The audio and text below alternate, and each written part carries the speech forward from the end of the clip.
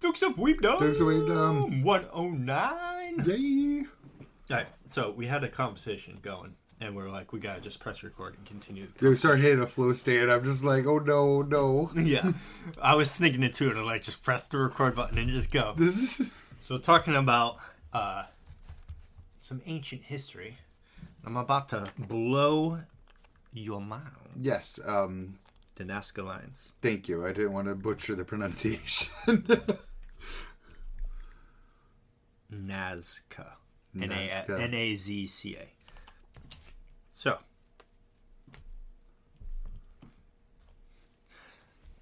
that's the Nazca Lines. What the Photoed from an airplane that people built that you can only see from an airplane. Is that stone? Kind of. I thought it was a crop circle at first. Like It basically is. Let me see if there's a description. A group of over 700 geoglyphs made in the soil of the Nazca Desert in southern Peru. They are created between 500 BC and it gets cut off 500 AD, I assume. The immense geoglyphs etched into the desert in southern Peru were created by the ancient Nazca culture between 200 BCE and 600 CE. Their purpose remains a mystery, with various suggesting astronomical rituals and communication purposes. So, like, look at this. Those are drawn into... Some of these are a mile long. Some of these, like, geoglyphs or whatever they are. And they're just dug, like... You ever see that guy? What are they? You ever see that guy that goes to like snowy areas and like the Arctics and stuff and does the geometrical artworks with his feet? No. Oh, dude's awesome. But they basically did that on a much larger scale, and they don't know how or why. And that was 2,000 years ago. My mind went to why too, because I'm like, what the hell are they drawing? Well, what are they drawing? Who are they drawing it for? And the precision needed, because again, they're so large in scope that the only way you could ever see the full picture is from the sky. That's why I'm also like, some of them do look a little weird, so I'm like, maybe they just didn't know what they were drawing, but they still made it back to where they were. And like, they still close every drawing. Yeah, well, a spider. Yeah, that's definite. Yeah. I was thinking there's, when he had like the collage. The bird. Oh, that's what that one is. That's the exact one I was looking at, but it was like positioned upward. One looked like a pair of scissors. It was. This one just looks weird. Some people say sometimes that this, like, I've heard like conspiracy theories that some of them are like circuit boards or whatever. Like a fish more than anything. Well, here's a diagram of them. So you got a spider. Oh, that weird one was a hummingbird. There's a tree, a person, a macaw, which is a bird. It's 25 meters long. There's an iguana that's 155 meters long. A fish, 54. A bird, which is 88. A flower, 124. A dog. This is just called the hand, so it looks weird. Lizard, pelican. The heron, which is a type of bird, 285 meters long. Oh my god. There's a monkey, a whale, a parrot. You know, just a whole bunch of different shit. Yeah. No, that's crazy, though. That many, too. And the part that really blew the cap off my mind, you're like, who is it for? It's like, oh, no. Yeah. Oh, no. Yeah. And then, like,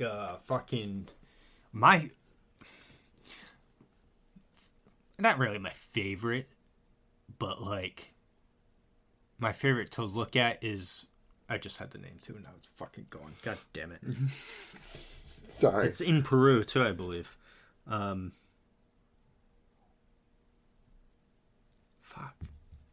Is it on the list? No. My favorite, archaeological site or whatever. Other than, obviously, the Great Pyramids, because conspiracies. Yes.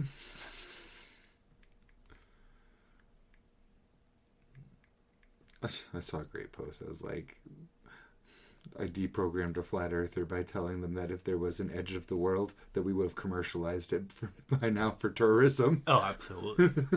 And just the fact that they saw the 24-hour sun and they still fail to believe that there's a globe. Yes. Oh, yes. Absolutely. Well, not just that. The Machu ship Picchu. test.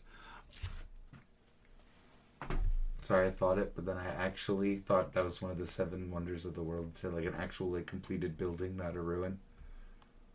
Probably still is one of the 7 wonders of the world. I'm making an ass out of myself. No, the Great Pyramid of Giza is the last of the 7 great wonders of the world that are still standing.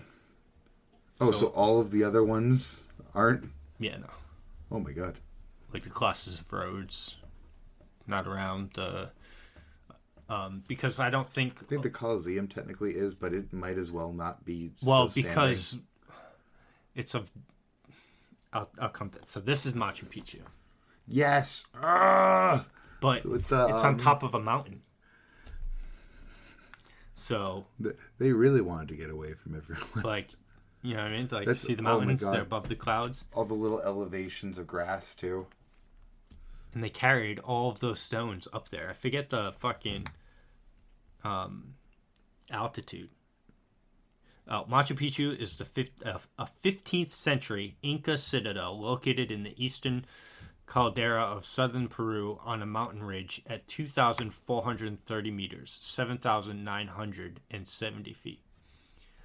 That's fucking wild. That's almost 2 miles up. That's what into the incline, because some people say with the pyramids, maybe they like wetted the ground to make it easier to pull, get a bunch of people pulling the rocks. It doesn't explain how they get it up, but explains how they would carry it across a distance. Same with statues of Easter Island. Well, the problem with the statues of Easter Island is the number of them and the fact that... So Easter Island's weird because it's in the middle of fucking nowhere. Literally. It's in the middle of the Pacific. The closest... It's like the most isolated place ever. Like, you're so far away from anything else. But you also probably didn't ship those. No. At the but that's time. The thing, too. It's like, where did they get all of the stone for them to then move them? And they didn't know for the longest time that it wasn't a bunch of head statues. That's the head of the statue. That's the part I was laughing about, like, right away. Buried. It's like 1/3 of the total statue. Maybe less, like... So they also had to have dug that far down, and then put it there. Yeah. I was gonna say, or dropped them from mad high, but there would actually be damage. And then they did all of that, but they fucked themselves though. In what way? They ate everything on the island, and then cut down all of the trees. So that's why it's so clear there in every photo I've seen. Yeah. I didn't even know that. That's fucking crazy. Yeah, so either they were moved onto the island, like migrated there, lost the knowledge or / ability to either / build boats or sail or whatever. Because you would think if once you run out of food, you would not then start. Obviously no one knows the order of operations, but basically they hunted all the food to extinction on the island. And then all of the trees were cut down, so they had no more trees for firewood or for building boats to then get off. How are you smart enough to do all the shipping, but not smart enough to know not to cut down all your trees on your island? Yeah. Unless it was like an elaborate joke from the past and they just did all that and then they pieced out after. Right. But I'm so hung up on if they built a ship, that's a lot of fucking statues and that's heavy ass fucking stone, I imagine. Yes. That's either multiple trips or the fucking really big boat. Or better put, a really fucking strong boat. Well, would buoyancy buoyancy, weight doesn't matter for buoyancy. Because... Well, would it do structural damage is more what I think. Because like, if you're making wooden boats and shoving these gigantic, heavy-ass stone statues into the boat, it would also need a lot of fucking room. Unless they just piled it on top. Okay, yeah, so that's light work. The Easter Island stones are between 1 to 2 metric tons. I mean, 10 to 12. Oh. That's light work. You could do that. How many are there? A lot. Because even just this picture, look how many are just in that one picture. Oh my God. And not a single tree. I mean, I didn't realize till you mentioned it, but yeah, I have never seen a picture of Easter Island that has a tree in it. Approximately 1,000 Maui statues on Easter Island. The statue is massive megalith, and the island's famous for these carvings on the human faces and stand up to 10 meters, 33 feet tall. Many of the statues are still in situ on the island, where others are in museums around the world. So there had to be multiple trips either way. Which is like the world's most elaborate fucking ancient joke. Also, Maui statues, so would this be like natives of like the same region of Hawaii? Maybe? Because that's like kind of the culture. So like the pyramid blocks are an average of 2 to 2.5 tons each. But then there's the problematic part of the Great Pyramid is the height. Yeah, I was just and then the roof and stones in the King's Chamber, because they weigh 80 tons and they're granite, while as the rest of it is limestone. They have built around that. So the problem is, just my first assumption, nobody knows. Yeah, first of all, yeah. Nobody knows how the pyramid's built. And anyone that says that they do know is fucking lying to you. But so game theory. Yeah. So there's been theories about, they could have built a ramp. But the ramp, you can't exceed 10 degrees if you want to drag. Because of the weight? Or because of the weight and size. And then it's like, for a 10-degree ramp, you can do the math of how long said ramp would need to be to then reach said height. Yeah, because at 10 degrees, that's like pretty sad. It's like, I think it's a mile or 2 miles. So even if it's just 1 mile, building a 10-degree ramp, that would be a bigger project than building the pyramid itself. Literally. But then it's like, okay, so you build the ramp up, a 10-degree ramp. But then you get up higher than the ramp. So you need to build up the ramp. And then you get higher and you got to build up the ramp. So the ramp is getting longer and bigger as the pyramid is getting taller. That was just like the first floor. Like it's nightmarish. Yeah. And then on top of all that, we would find evidence of the ramp. And we don't find that anywhere. Especially at a mile or 2 long. You definitely would find some evidence. So that leaves tractor beams. Yep, aliens. Or fucking, I've heard some fringe theories too about like sound or vibrations or whatever, and I'm like, fuck out of here. So go away. We go from ramps to like sound blasts. I dig the ambition on that one at least. But just the pyramids are just so cool. Telekinesis, like get like 12 warlocks around somehow per stone. Yeah. That would, like, if I had a time machine, that's where I would. Is that your first choice? No, actually, you know what my first choice would probably be? Is, I would go, because if you got a time machine, you're using it multiple times. So, like, fuck out of here. I ain't just getting one go. I want a TARDIS, motherfucker. I want one that I can just go anywhere. Why invent time travel if it's a one-off? Oh, that turns into horror stories. So, yes, like, my second destination would be to when they're building the pyramid. And then third one would be right when they just finished it so I could see it in all of its magnificent glory. Because all the outside casing stones are gone, so it used to be smooth and white. Because it's got a smooth... Yeah. So looking at that thing, though, must have been blinded because it's white in the middle of the fucking desert. And you're just probably looking at it and it'd be like a second sun hits a sun. certain way. You're literally blind the rest of your life. Right. But no, I would go to like, I don't know, 1300, 1500 and explore it before anyone else got in. Because, I think it's earlier than that because I think, I forget his name. It's an Arab guy came there, I think in the early 1000s. And he was the first person inside of the Great Pyramid since the Old Kingdom.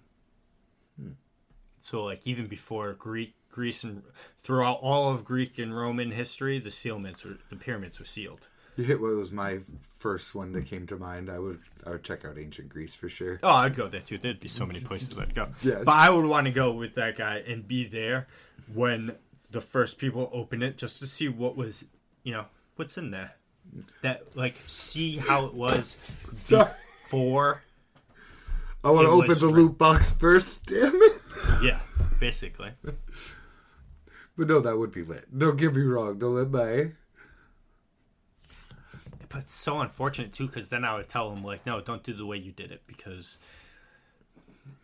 So, here's the thing, right? Apparently, there was some way in, but they couldn't figure it out. Because, again, like I said, the casing stones on the outside of the pyramid were there for a very long time. They were robbed off of it after time for other buildings. And during the robbing of the outside casing stones, the flush outside is when they found the door.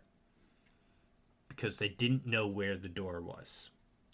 So, like, wait. So, like, the flow of it led them to said door? No. This guy saw other pyramids and was like, okay, all of the pyramids I've seen, the door or entryway into the pyramid is on the north face. Roughly in this area. Cool. Dudes, blow it up. So that's what they did. They dynamited their way into the Great Pyramid. So if you and I were to go to Egypt right now and go visit the three Great Pyramids, the entryway that we would walk into the pyramids is the part where they dynamited their way in. Huh. Because when the Egyptians finished the pyramids, they sealed the door. And even if we knew where the door was, at first we wouldn't get in. Because So it truly was a tomb. If there was no way in, it was literally just... I do not believe that for 1 second. I also wouldn't believe that because of just the sheer amount of work. Well, also, there was never any bodies found in it, so there's that too. And every back other, to aliens. Yeah, every other pharaoh tomb they've ever discovered is just covered in hieroglyphics everywhere, and there's not a single hieroglyphic inside the pyramids.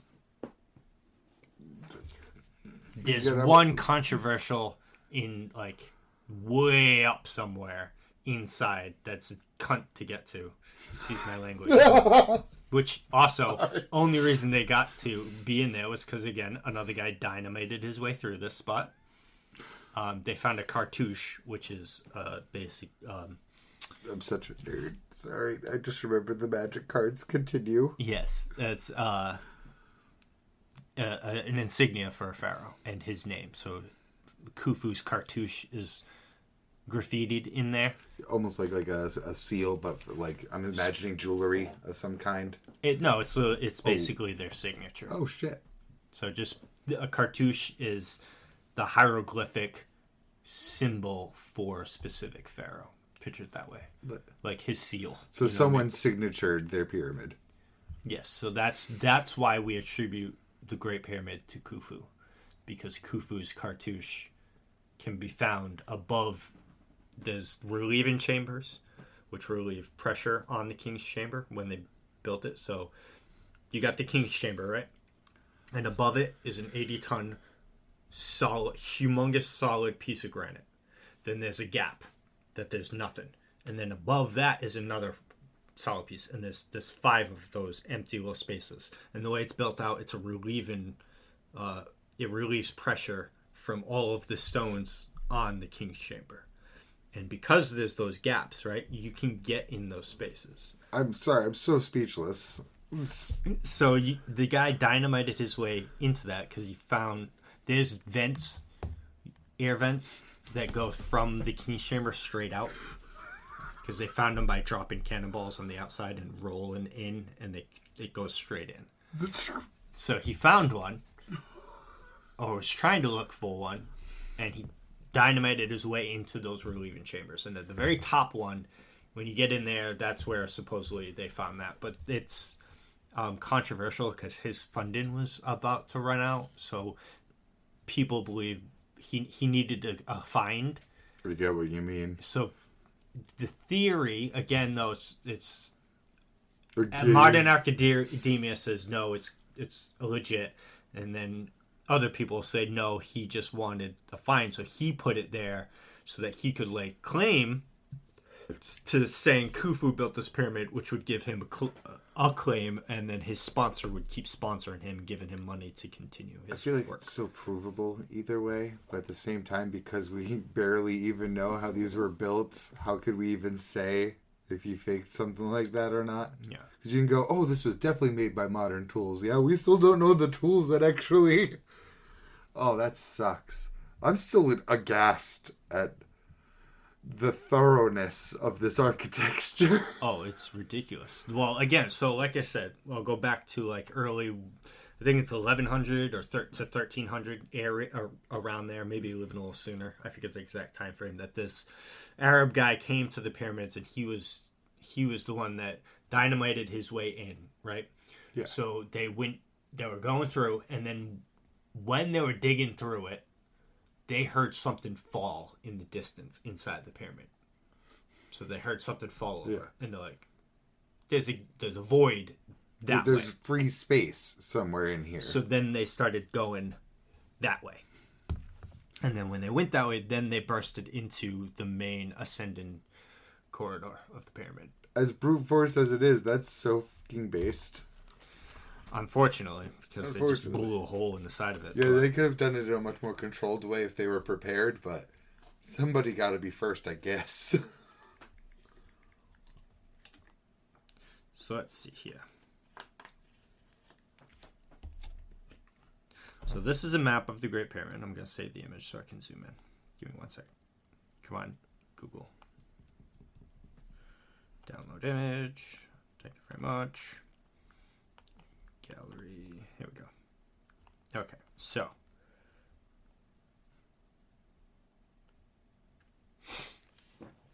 this doesn't really. So you get the. I use this as a thing. You get the main entrance here, right? Yes. Or what it says, and it comes. They come down here. Well, the main actual entrance is like a little above this entrance, but it's sealed off. Let me see if I can find a map of. So it's sealed by 3 or 4 square blocks. Sealed entrance. The blocks, right? Like actual square cubes. Okay, thank you. So this is the main door right there, right? The actual door, not the dynamited one in. Yeah. So this was covered with the casing stones, so they couldn't find this. And so you can't come in here because it's blocked. They blocked it when they built it. I'm going to see if you can see it from the inside.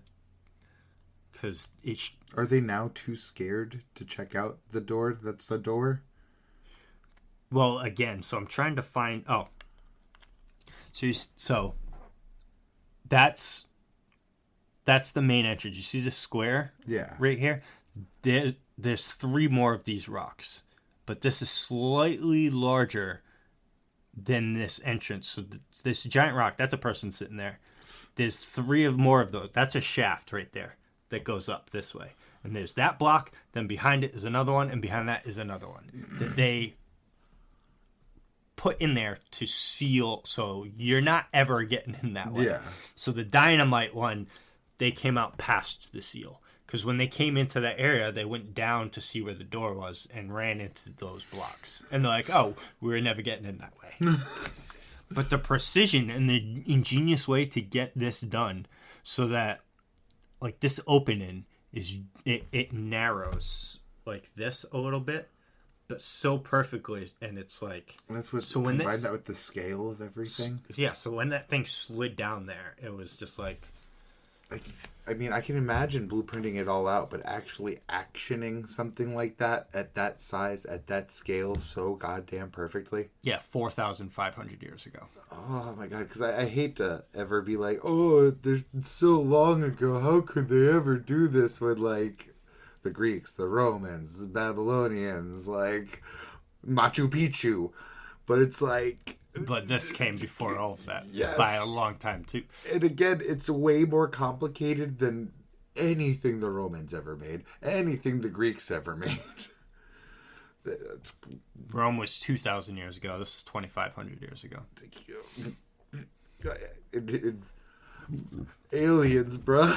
Yeah, but the Greeks, the Romans did some crazy stuff, too, because... I will say this. I don't think the Romans necessarily did this, but the Roman Parthenon. Nope, that's not it. That's the wrong. Oh, even the Colosseum alone is, like, stunning.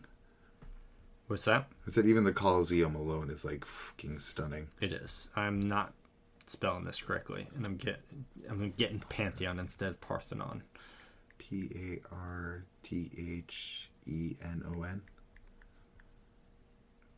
I thought that's what it was called. There's a fucking...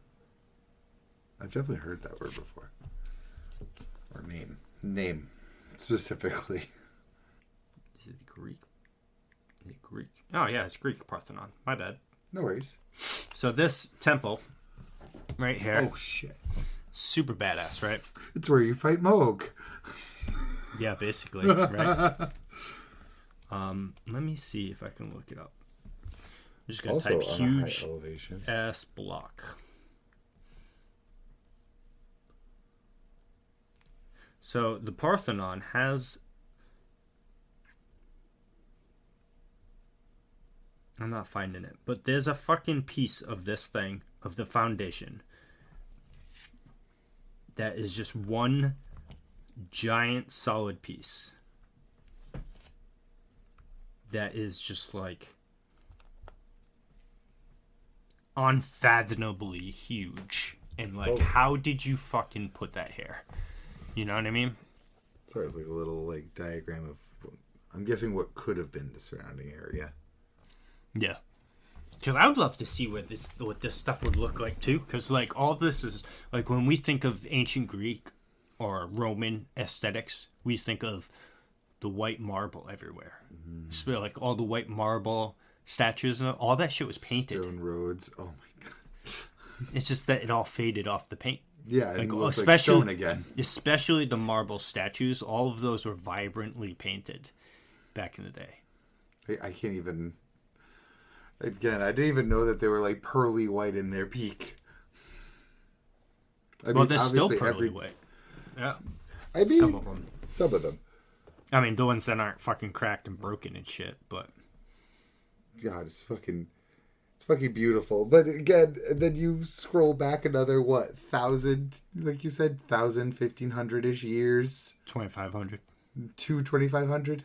Well, it's not, because when did Greece really rise to prominence? I mean, because, like, Alexander the Great is, like, 300 BC. Yeah, and that's already, like, really late. He's the one that...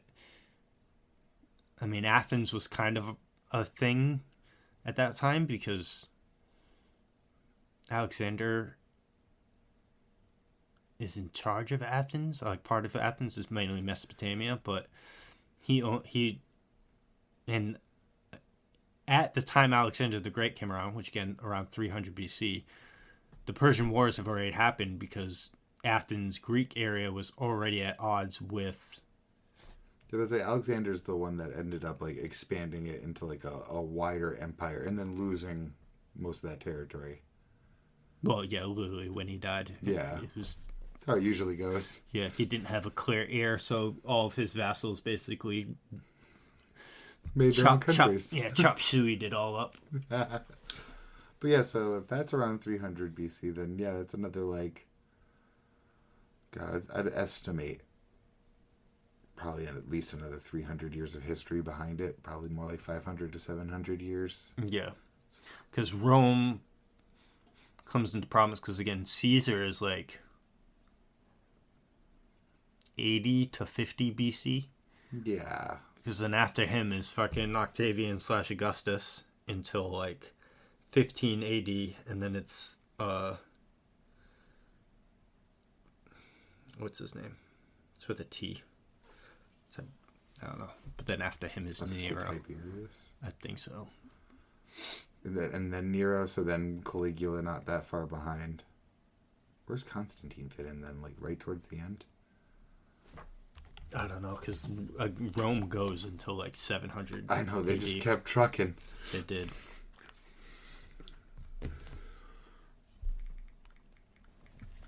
Because I think Constantine's the one that reinstated Christianity as the main dominant religion. Constantine, Roman emperor and founder of Constantinople, was born around 272 AD and died 337 AD. He ruled as emperor from 306 to 337. There you go. So way before Caesar. Wait, no, we're in AD. After. Yeah, AD. Sorry. God damn you, Rome. Yeah, because Rome fell around, like complete fall around, because it split in factions. It was a very long putter out. Yeah. For Rome. Before it did the way of Greece and became many things. Oh. The fall of Rome was in 476 AD. Ooh, so not that much farther after Constantine. Yeah. I thought it was fucking into the 700s. And that's when Britain starts going, ha ha ha ha ha, it's our turn. Nah, not for a while. Really? Is that much space in between? Well, you got to think, because Britain was at the height of its power in 1500s. Yes. 1,000 years later. I was about to be like, that's one of the ones I really want to visit because the bits and pieces of recorded history and stuff that was lost is the Dark Ages. But that's also like some of the worst times to live in human history. Yeah, so somewhere around 500 AD to like 1100-ish. 1200 AD. I don't know much about it, so. Because that would be when like... Because, well, maybe not. Because a little bit after that, because Britain still wasn't formed, because the Arthurian Legends is somewhere between like 900 to 1200 year old AD. Wow. Sorry. Again, I don't have a full timeline in my brain. But then there's other, I mean, we're just talking about the Western world too, because like the Eastern world was doing pretty all right. Because then you had the Muslim, their Renaissance basically, because they're the ones who invented. They're the ones that improved on math. I forget exactly what they did, but something with math, algebra. Ooh, baby. Probably. Ooh.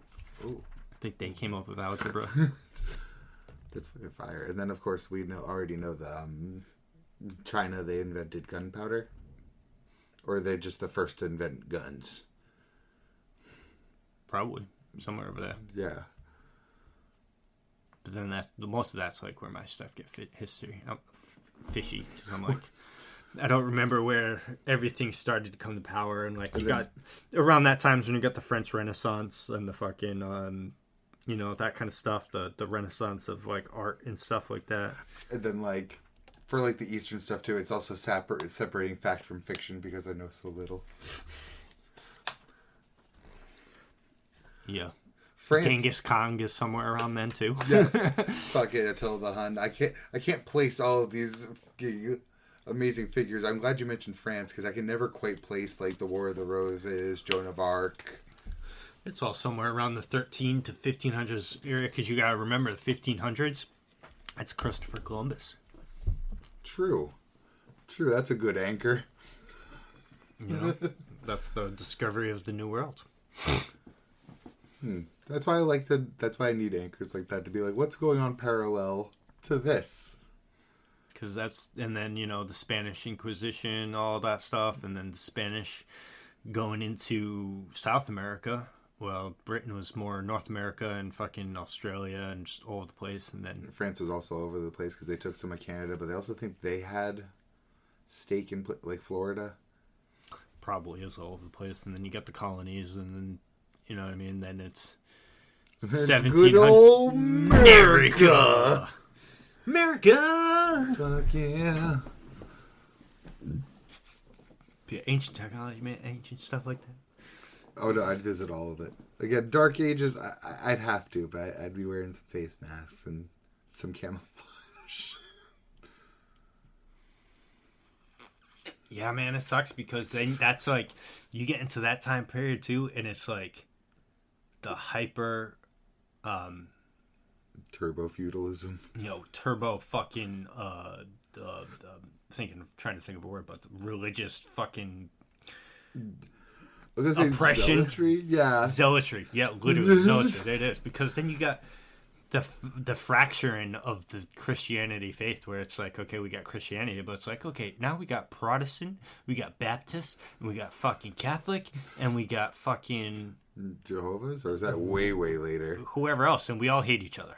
Lutheran comes to mind? Probably. But then also you got fucking... all these other religions and stuff like that. And they're all fighting each other. All of them. Especially in the Jerusalem area and stuff like that. The Crusades happen. Well, it's very emblematic of the time periods where the Renaissance, a time of freedom and expression, everything is marked by the fact that artists started actually being able to sign their names on their pieces of artwork. It says a lot about the times. History is dark, man. How dare you be prideful, you... It's literally just history is war and murder. That's all it is. Maybe I shouldn't go back to the Dark Ages. I don't think I'd blend into that crowd. You know what the worst part? Everyone was like, "Oh, I'd love to live back in like such and such time." I'm like, no, you wouldn't. You'd like to visit, though. You'd like to visit for a day. I always subscribe to this meme. I don't even know if it's a real book, but it's a guide to not romanticizing the past. Everything was always awful. Oh, yeah. Until, like, the Industrial Revolution, life was ass. And even just, all right, how about that this? transition was pretty rough, too. Like, all right, take this, for example. Where are you getting your clean drinking water from? Me? From my fancy plastic bottle? Yeah. Well, as it ends up in my brain and DNA. How are you wiping your ass? Not with fig leaves and prayers and dreams. Where does your shit go? Oh God, in the river, out the window. In Britain, street. out the window. In the street. It's on people's heads. It just... Yeah. The past is always bad. Oh, you're sick? Let me put leeches all over your body and let them suck your blood out. Or let's bloodletting and just fucking slit your wrists and let you just bleed out and hope the disease comes out with it. Drink, it'll make the ghosts go away. Yeah. Oh, you're pregnant? You're probably going to die in 9 months. 50-50 on your baby after, but yeah, you won't know. You'll already be dead. Then that baby, chances are that baby's gonna die in the first 2 years of life too.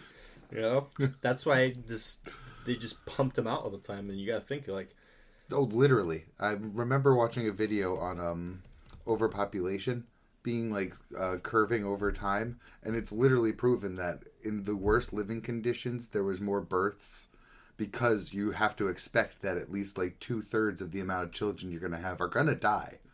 Probably before they even hit 3 or 5.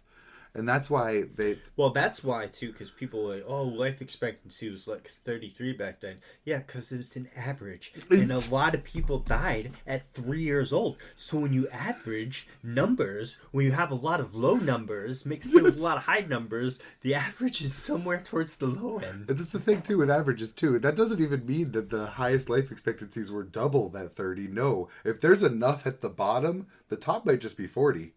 Well, no, I mean, there's accounts of people living into the 70s and low 80s. Even that surprises me. Yeah. So that is a pretty high outlier. But again, these aren't common people. Yes. These are the nobilities that never worked a day in their life. There's still hundreds upon thousands of dead children ratio-wise. Because it's like you look at all the fucking uber rich people in even our society. They're all 90 years old. It's like, why don't you just die already? Why aren't you dying already? Because they have because today they have all the resources. They have all the resources, but also their bodies aren't being put to shit because they're just they don't do, you know what I mean? They're not doing hard labor work, so they're not destroying their body. Yeah, they're literally just signing off on things, organizing, spending, investing. Yeah, fucking people back in the day sleeping on their beautiful feather beds and silks. Back in the day, people spent half the day hunched over, fucking destroying their backs. Oh, I could not even imagine. Oh, and do you like showers or bathing? I do like showers and bathing. Yeah, how did you know? Because you're probably going to take one every 3 months. Well, at least the Japanese, from all accounts of my that's huge Japanese anime knowledge, some island in the middle of the Pacific that nobody knows about except the Chinese. Or Lord knows again, Dark Ages Britain. They sure were just like, a river? Oh, thank everything. Yeah. No, because they thought that if you bathed too much, you'd bring on a sickness. So it's very common to only bathe once every... But then also you have no soap, so you're just splashing water on you when you do bathe. So that's not doing nothing for you. They're kind of not the wrongest. I mean, they clearly needed to bathe, but there's that But most of the water was unclean, so when you did go bathe, chances are you were getting sick. Because all these people had diseases when they bathed in it, so it's... Exactly. Double-edged sword. That guy that peed upstream just doomed you for life.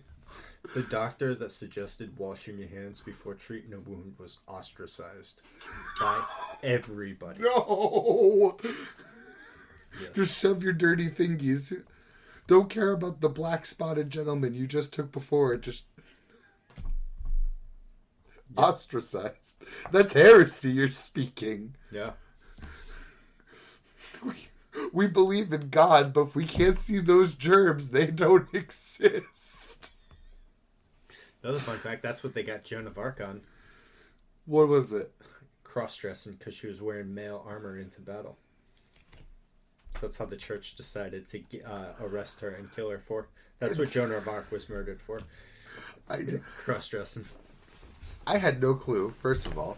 Secondly, they were really pushing her, too. They actually had her, in prison for quite a while, just hoping they'd find something. Well, because they basically used her as a mouthpiece. They're like, some maiden, we'll just put her on the front lines and fucking... She didn't inspire the troops. She would just ride around the battlefield with the flag and inspiring people, and her message got a lot of people to want to fight, which just helped the nobles behind, the greedy nobles behind. And then once they won, they're like, well, we don't need this bitch anymore. But we can't necessarily just murder her because she has some favor. So I think they literally gave her up to the other side. No, it was her own size. That's so fucking sad. Yeah. That's so sad. And then her loyal servant became a fucking mass child murderer. That's factual. I know it is. Gilderoy. Yeah, that's not just the fate lore. That's his lore. It's wild. Wow. Yeah. History's fucked, man. The past is never better. So it's like, if you want to go to the past, you got to go into the BC era in specific places, because it's like, I want to go look at the Aztecs and the Incas. It's like, so you're going to go there, you're going to be the only white person there, and they're going to fucking sacrifice you to their god and rip your heart out. Or worship you. Or rip your heart out on top of an altar. Or both. Or both, yes. Probably both. Probably both. They're going to worship you. You're going to have like 3 glorious days, and then you're going to be like, oh, hey, look, a solar eclipse. Where are we going? Why is everyone acting so weird today? Why are you wearing masks? What's with the knife, man? Past is never better, kids. Yeah. But there's stuff I would like. I'd love to be able to just like go back and see all that in a visitation way with all my modern technology and with my safety, my police phone box that I can just walk in and take a shit in there and use toilet paper. Pocket full of penicillin just in case. For myself, yeah. For yourself. Yeah, don't give them penicillin too soon, sir. Well, because you got to think, too, because the butterfly effect totally is a thing in the sense that... You just can't tell. Life is already running possibilities constantly. Like, we're at such a point in science where we're sitting there being like, even seeing something changes how the something acts. Or well, you got to think, okay, say you go back in time, right? And you bump into someone on the stairs and they trip and fall and die. Do you have any idea how many people you just murdered? Literally, anyone that person would have helped. Like No. Just his family tree is so massive. True. Because you got to think, you have 2 parents, 4 grandparents, 8 great-grandparents, 16 great-great-grandparents, and you're still in the 1900s. Oh, God. I just want to vomit. 32 great-great-great-parents, and if any one of those 32 people die, you don't exist. Because each one of those need to have a children. If you kill them before their children are born, yeah, that child's never born to have their child, to have their child, to have you. You know what I mean? Yeah, so it's literally like... All 32 of those people are important. And then it goes, it's double. Again, it's doubling. So you go back 1,000... I mean... And that's, there's obviously just the family tree effects. What if that person would have saved someone else? That's also a family tree lost because that person died. Yeah, so you could just fucking, like... But that's why it's even called the butterfly effect. Because God forbid, you pop up and even distract one person away from what they would have done.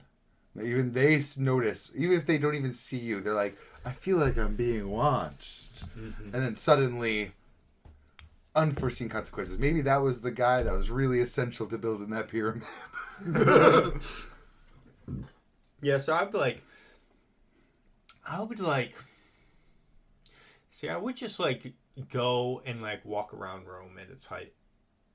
You know what I mean? Just try to fit in. A day. Just walking around, seeing the sights, going to whatever their day-to-day life is in Rome.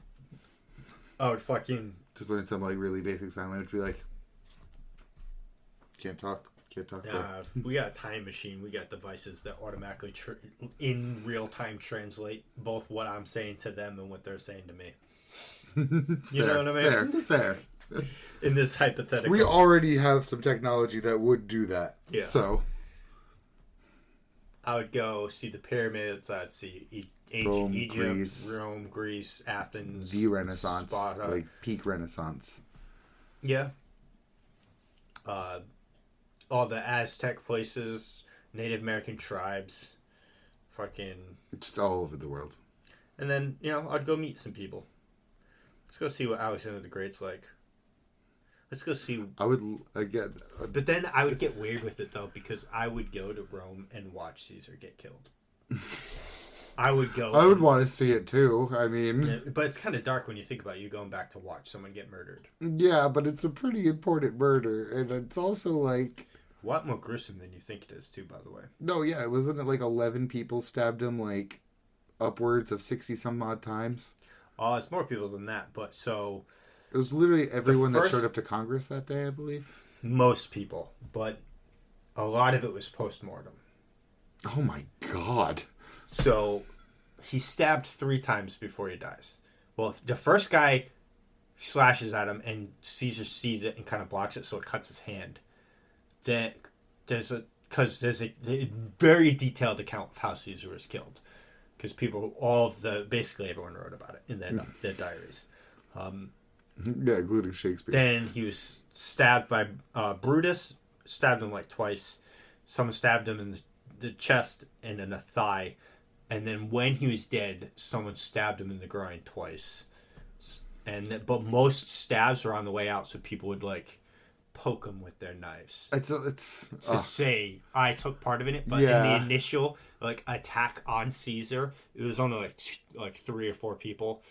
And he didn't say et tu, Brute. That wasn't a thing. Yeah, that was his last words that had been written down by someone was, "But this is violence," because no weapons of any kind were allowed in there. They smuggled them in. They were really tired of his shit. They were really tired of how he like perfectly gamed the system.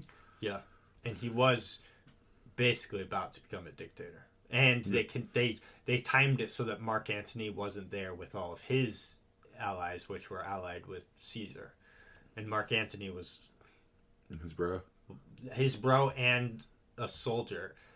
So he would have fucked up. He was basically like, he had military training where most of these guys were just fucking politicians. Old dudes. So Mark Antony probably would have been able to stop something or protect, but maybe they would have then also had to kill him too. Yeah. And it would have looked bad for them, so.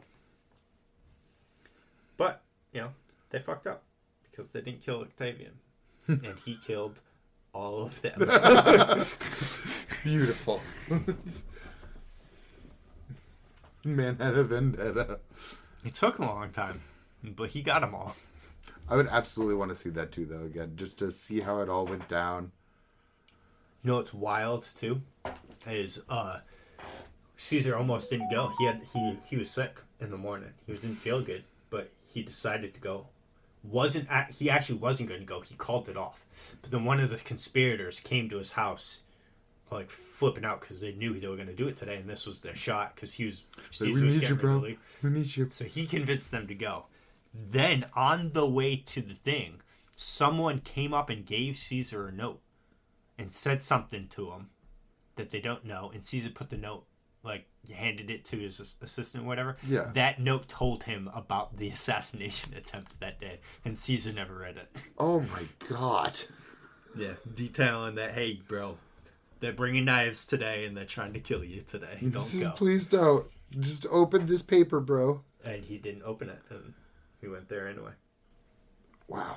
Oh, and even had a prophetic dream the night before about something that told his wife did or something about it.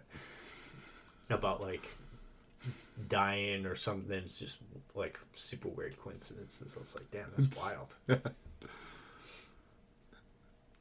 The world tried so hard to save him. It did. It did. But yeah, so you can see, I watch a lot of fucking stuff on ancient history. Yeah. But my knowledge dives off a deep end when you get to like the AD side of things. Same. I know timelines really start falling apart. I know like basic stuff like what we covered earlier that of things that happened, but I'm not too sure when they happened or. Well, one of the times I realized my timeline's fucked up is anytime I go to think of like composers, I'm like, what fucking period was Mozart? I have no idea. Yeah, right? We're find out right now. When did Mozart die? Because, like, again, like, you can only hold on... The brain can only hold on to so much information anyways, so something's bound to get lost along the way. A lot later in life than you would think. Take a guess. That helps. I'll give you a hint after.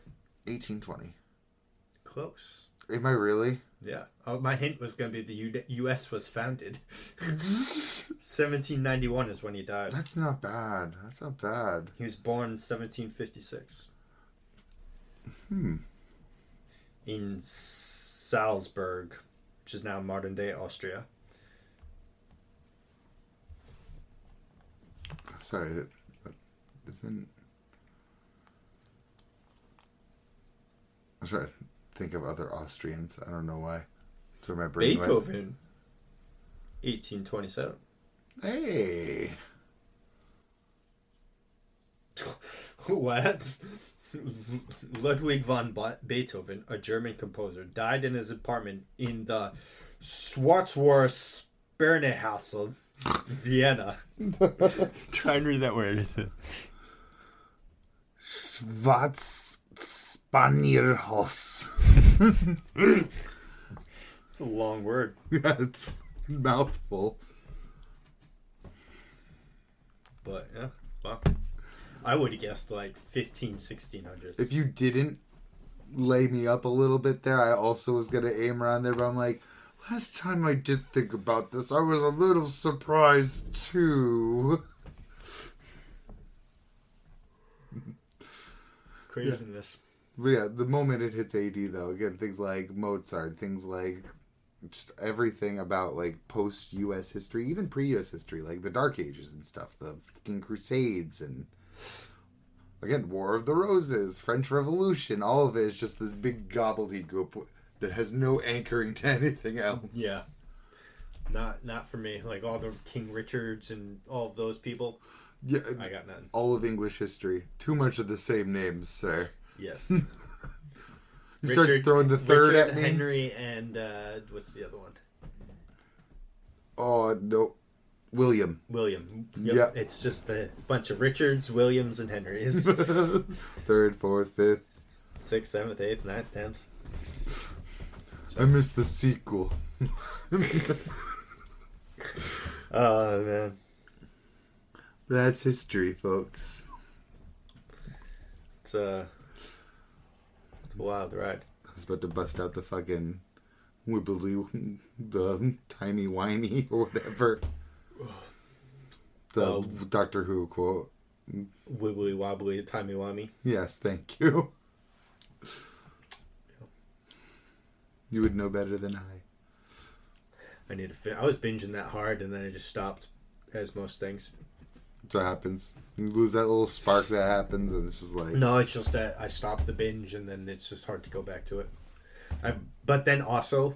Did you at least end on, like, an end of season, at least? No, I have the season finale of the 11th Doctor, which so far has been my favorite. So I have one more episode of my favorite Doctor. So you literally just don't want it to end? Yeah. They're doing weird things. They actually just announced who the next Doctor is going to be. Doctor Who. Oh, really? Yeah, she's the actress that plays Rose Tyler in the previous. So it's like it seems like they're trying very hard to keep Doctor Who going because, like, brand appeal. Maybe because so when they had the first woman Doctor, people really didn't like that. But she went for 3 seasons, so apparently they did like it. She wasn't that bad. I mean, I caught a couple episodes. She really wasn't bad. I haven't caught any, so I don't know. But then they brought back, after her, they brought back, Oh. Fuck, what's his name? Oh my god. No! Oh, no, and I love this 10th dude, Doctor. too. Yeah. Kilgrave. Yes, Kilgrave. Yes. That's his real name. Yes. They brought him back for a season. Then the next Doctor. It's going to hit me like tomorrow, too. I'm going to be so angry. It's like right down the tip of my tongue, too. I reference him all the time. I should know this. 10th Doctor. I'm going to be so sad with myself. It's like my favorite villain. David Tennant.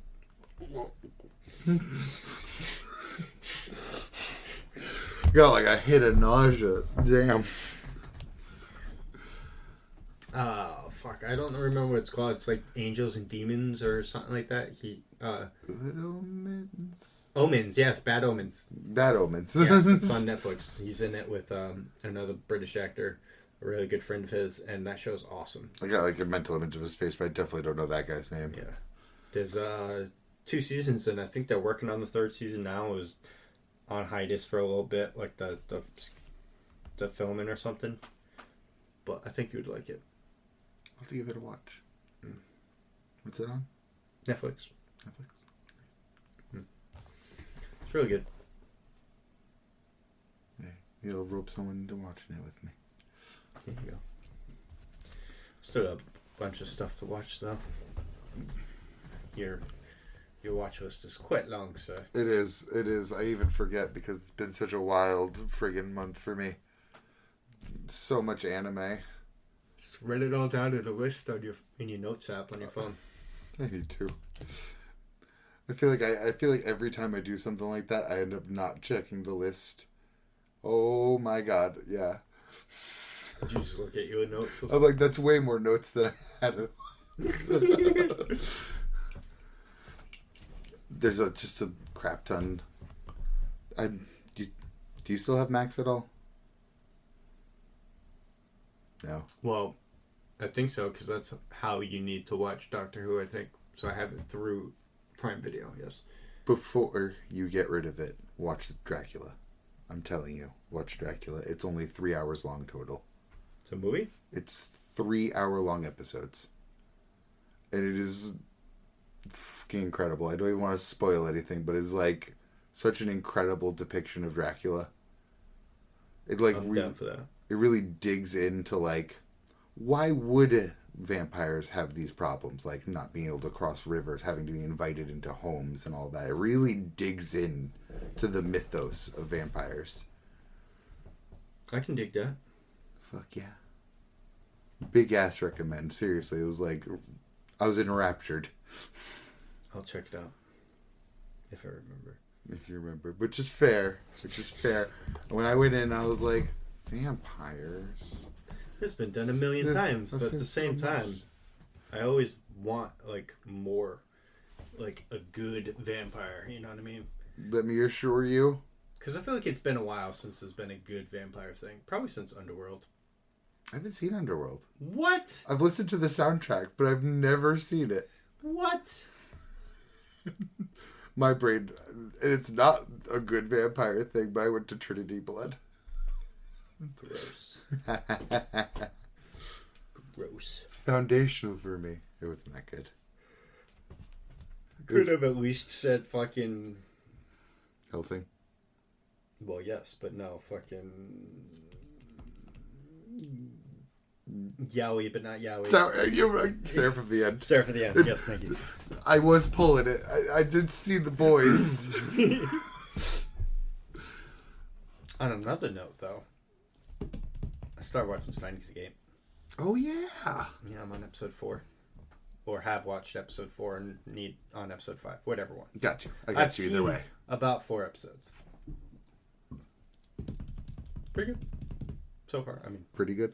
4 episodes in, you know. Oh, yeah, and with the type of anime it is, too. Still very much in the setup phase. And it being sci-fi, I'm sure it's a lot of talky. Yeah. That's what I need to get on. So that you don't feel bad if you spoil me. Yeah. Because I'm probably going to watch Psycho-Pass after. I will join you then. As much as I could not get... It's not even couldn't get through the first episode. I couldn't get myself to the second episode. Well, I'll also be watching whatever the Steins Gate 0 or whatever it is. So I'll probably just watch all of Steins Gate, like, right through. Like the whole property. Yeah. Like my mouth shut on that. I do know like a tiny thing about 0, so I'm just...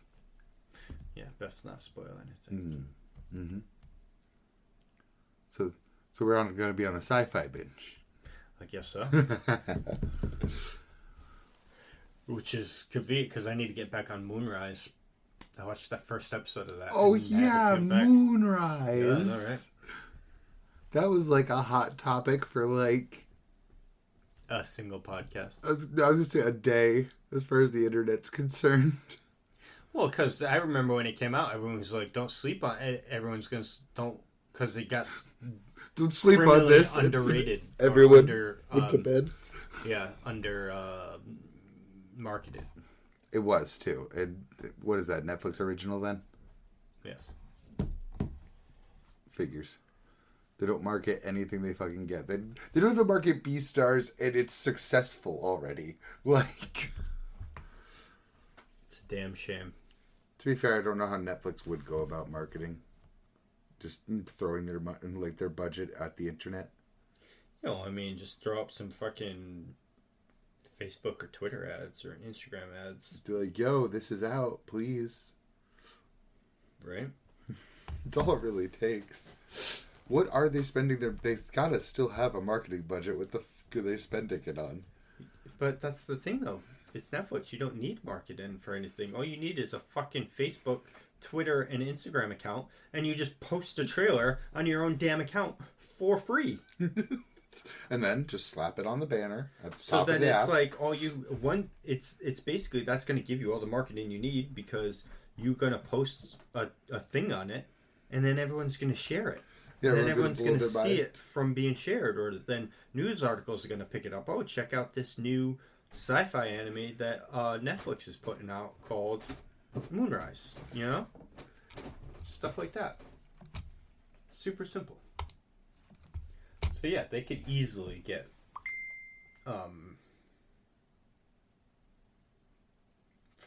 advertising for free. Yes, you know what I mean? Yes, they could do it, and they just choose not to. I hate to say this. In fact, I'm not going to. They should just make the banners. Like, just make the banners go faster and just put all of, like, the hot new shit up there. Collage the banner. Yeah. For real. Literally. All that goes to all of them, too. Because I feel like none of them market their anime well. Or their niche properties. Because, like, Dragon Ball Daima pretty much only had internet word of mouth. You don't see ads for new Dragon Ball property. And that should be the hot shit you're marketing. You'd think so, but apparently not. Okay, Max is just as guilty for not investing enough in what they have. So I see Disney Plus ads for all their new shit all the time. Same. And any new Marvel movie or show they're gonna put out, which they just choose like the worst fucking properties to do shows for these days. It's ridiculous. They really run out. Just give me a Ghost Rider show. Why has that not happened yet? An actual Ghost Rider... Oh, because it'd be really expensive to make. It just kind of hit me. Yeah, but they're not immune to expensive things. They're not. No, but I'm sure they feel like it. Because it's like... I watched a video the other day about it, how, like, they'll make a movie, and if it doesn't make money, it's just a write-off for them. Yeah, that's... Oh, God. That's a fucking Max thing. Because they made, like, 2 whole movies that they actually didn't even release because they thought that it would come out bad. It was, Batgirl and Coyote versus Acme. Still release it and make some money. Yeah, they were both completed films from what I heard. I don't know if they didn't go through editing yet, but I don't even think that's true. I think they were literally fully completed. They're just like... Damn, this is garbage, huh? Yeah. I'd almost spare them. I'd also want to say, hey, you have to release that and then take your hit before we give you any sort of write-offs. I think that I don't think movies taking a loss should be a write-off. I mean, I agree. I completely agree. You know what I mean? So, I understand, because this is why I say that. Because, especially for someone like Disney, right? Disney makes billions and billions of dollars a year. So, if they make a $300 million movie and it only makes $150 million, they're like, okay, that's $150 million deficit that I lost money on, so I can claim a $300 million tax write-off. Yeah, and then so they're incentivized to. So it just compounds on top of it. But I'm like, okay, because the whole point is, say I own a small business selling fucking Fabergé eggs. Yes. I don't know why that came to mind. Okay, selling water bottles or whatever, just because there's water bottle here, right? So,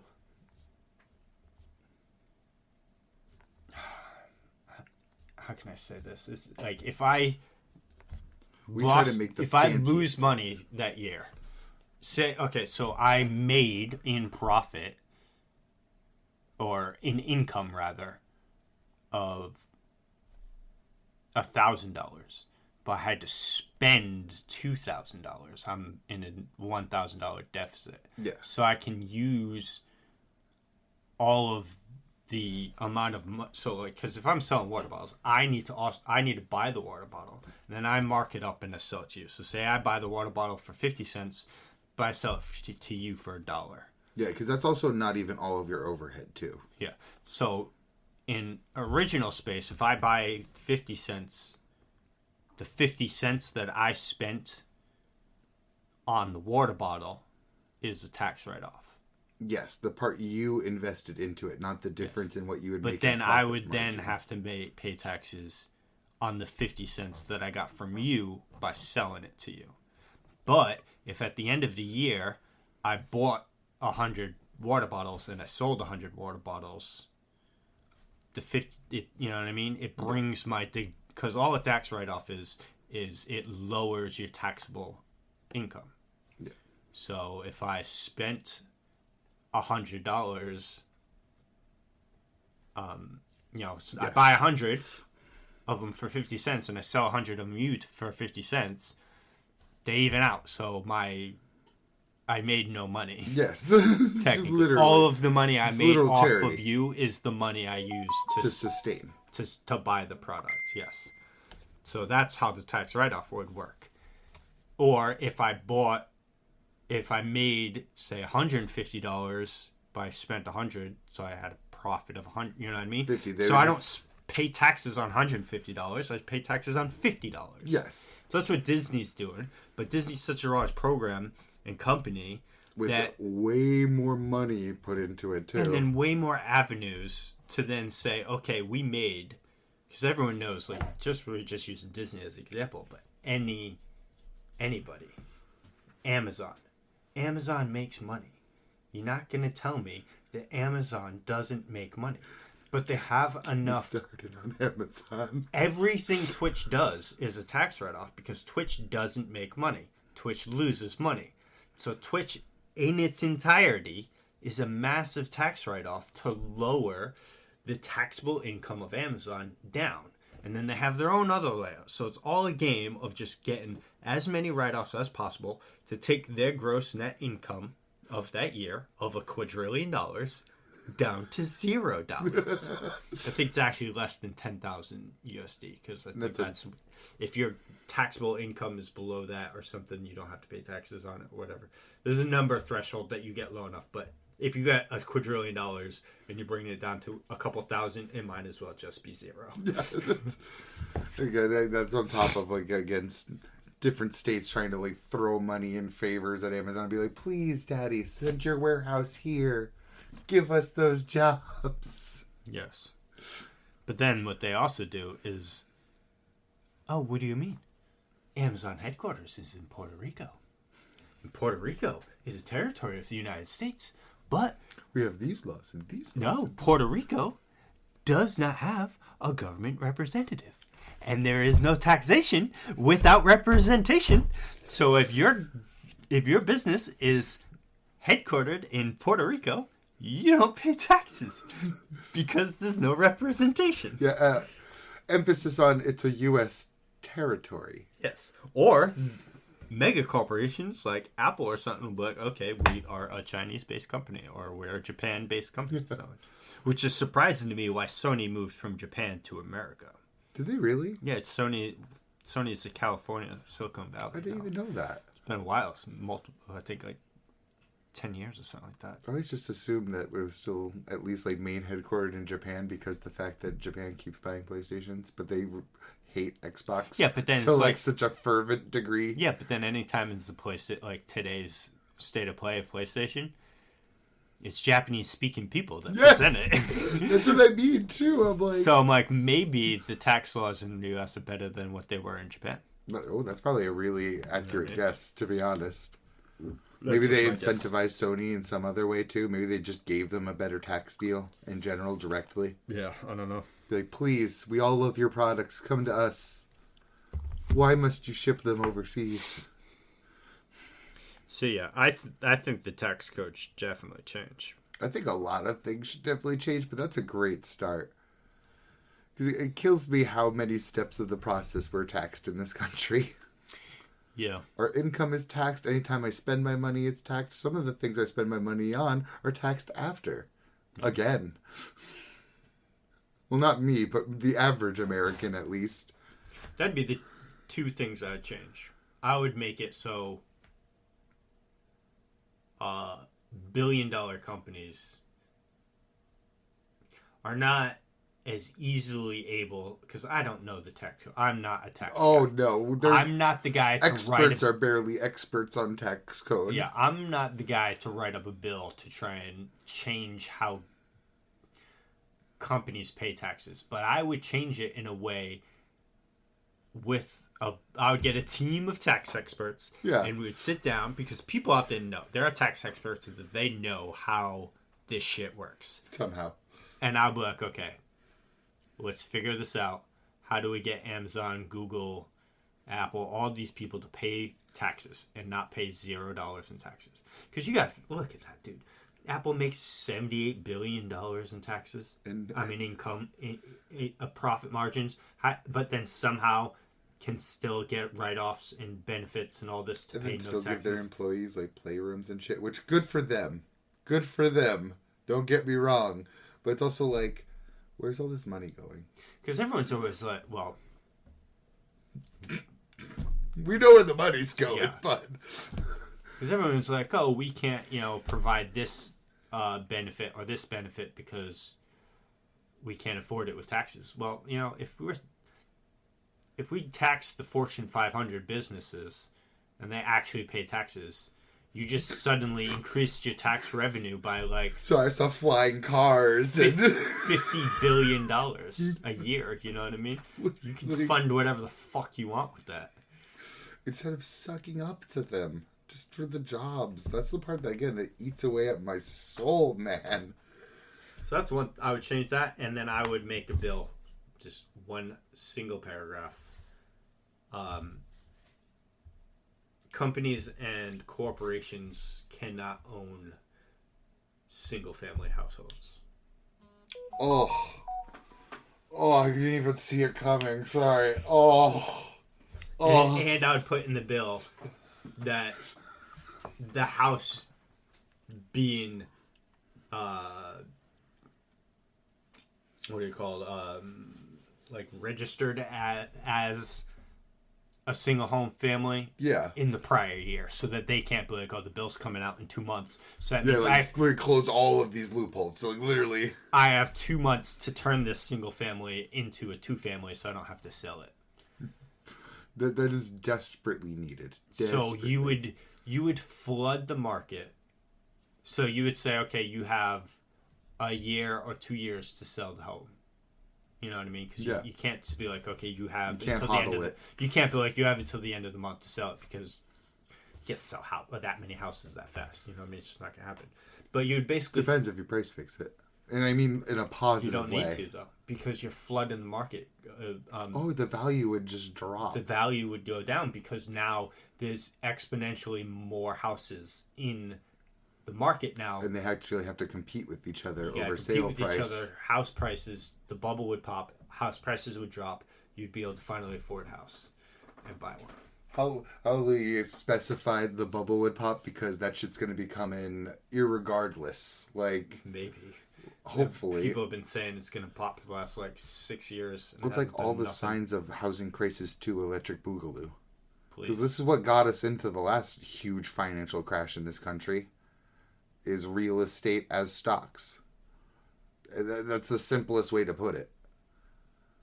And real estate is popular right now in the terms of the apartment complexes and stuff. That's the go-to that people want to go after and purchase right now, because no one can afford a house. So it's very popular to rent right now. And recurring income, so that the more units you have in the building. So renting is a very viable way. Landlording is a very valuable way to get rich right now. Yes. If you could... Even those single family homes, though, they'll buy them up at way over the asking price, because they can still flip it for way more than that. And they won't even flip it, because they'll just rent it. Airbnb Airbnb it. I know a guy that owns a house, or he bought a house, and he said, fuck this. So he bought a significantly smaller house, moved his family into that, and just Airbnbs his bigger house Problem is, corporations started doing that. So he's like... So they had to legislate that. So he's like, just Airbnb and that basically covers both of my mortgages throughout the year. This would be that and he still has works. To first. You know what I mean? But then you're right, because now you got a billionaire... buying up whole neighborhoods, and they can Airbnb the whole neighborhood, but just rent it out. So you still got people living there, but none of the people in the neighborhood owns their houses, and it's all rental. Those should all be leased to own. Yeah, any home like that should be leased to own. First of all, it should be what you said first. This should be forced back on the market. Well, but if you're renting a home for that long, for like, well, I don't believe in the lease to own side maybe in single families, but again, my idea would be single family would be just solved.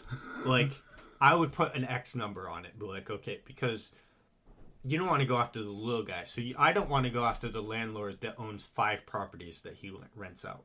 I want to go after the billionaire that owns 5,000. Yeah, across 8 territories and possibly overseas. Or potentially owns an entire neighborhood. Yeah. And then he can come in tomorrow and be like, okay, all of your rent just went up $300. The bank won't do that to you. So the only time your mortgage would ever go up is if, one, you are not paying it, so you're getting hit with late fees. Or, like, my mortgage fluctuates within a $50 range. Okay. Like your payments or like your total? My payments. Okay. Because of like, well, I mean, again, this is over months, so I may go like, I might go like 6 months of paying $100. Yeah. And then 3 months it'll be like $110, and then it'll be $95 like 3 months. You know what I mean? So it all because of taxes of that year and fucking. That's wild. Shit. It's weird, but again, it's fucking. You look at it and it's like what it's. I pay that number. Yeah. Whatever. It's not like you can go, no, sir. No. I believe it is this much. But again, like I said, sometimes it goes down, so it kind of just all evens out anyway. So at the end of the year, you're paying the same amount. Clearly, they have a plan of some kind. Yeah, I don't fully understand why it fluctuates sometimes. Mostly, I think because property taxes. Yeah. Because that's tied into your mortgage, property taxes. Oh my god. Sorry, I get so much sewer tax, property tax. Yeah. Oh my god. Sales tax, fucking income tax. The car tax is car gone. Tax. Is it gone? It's been gone for years, yeah. Oh, hallelujah for that one. I hated getting that shit in the mail. Quarterly car tax. I still hate hearing the sewer tax. I know that one's at least going to a good fucking cause, but...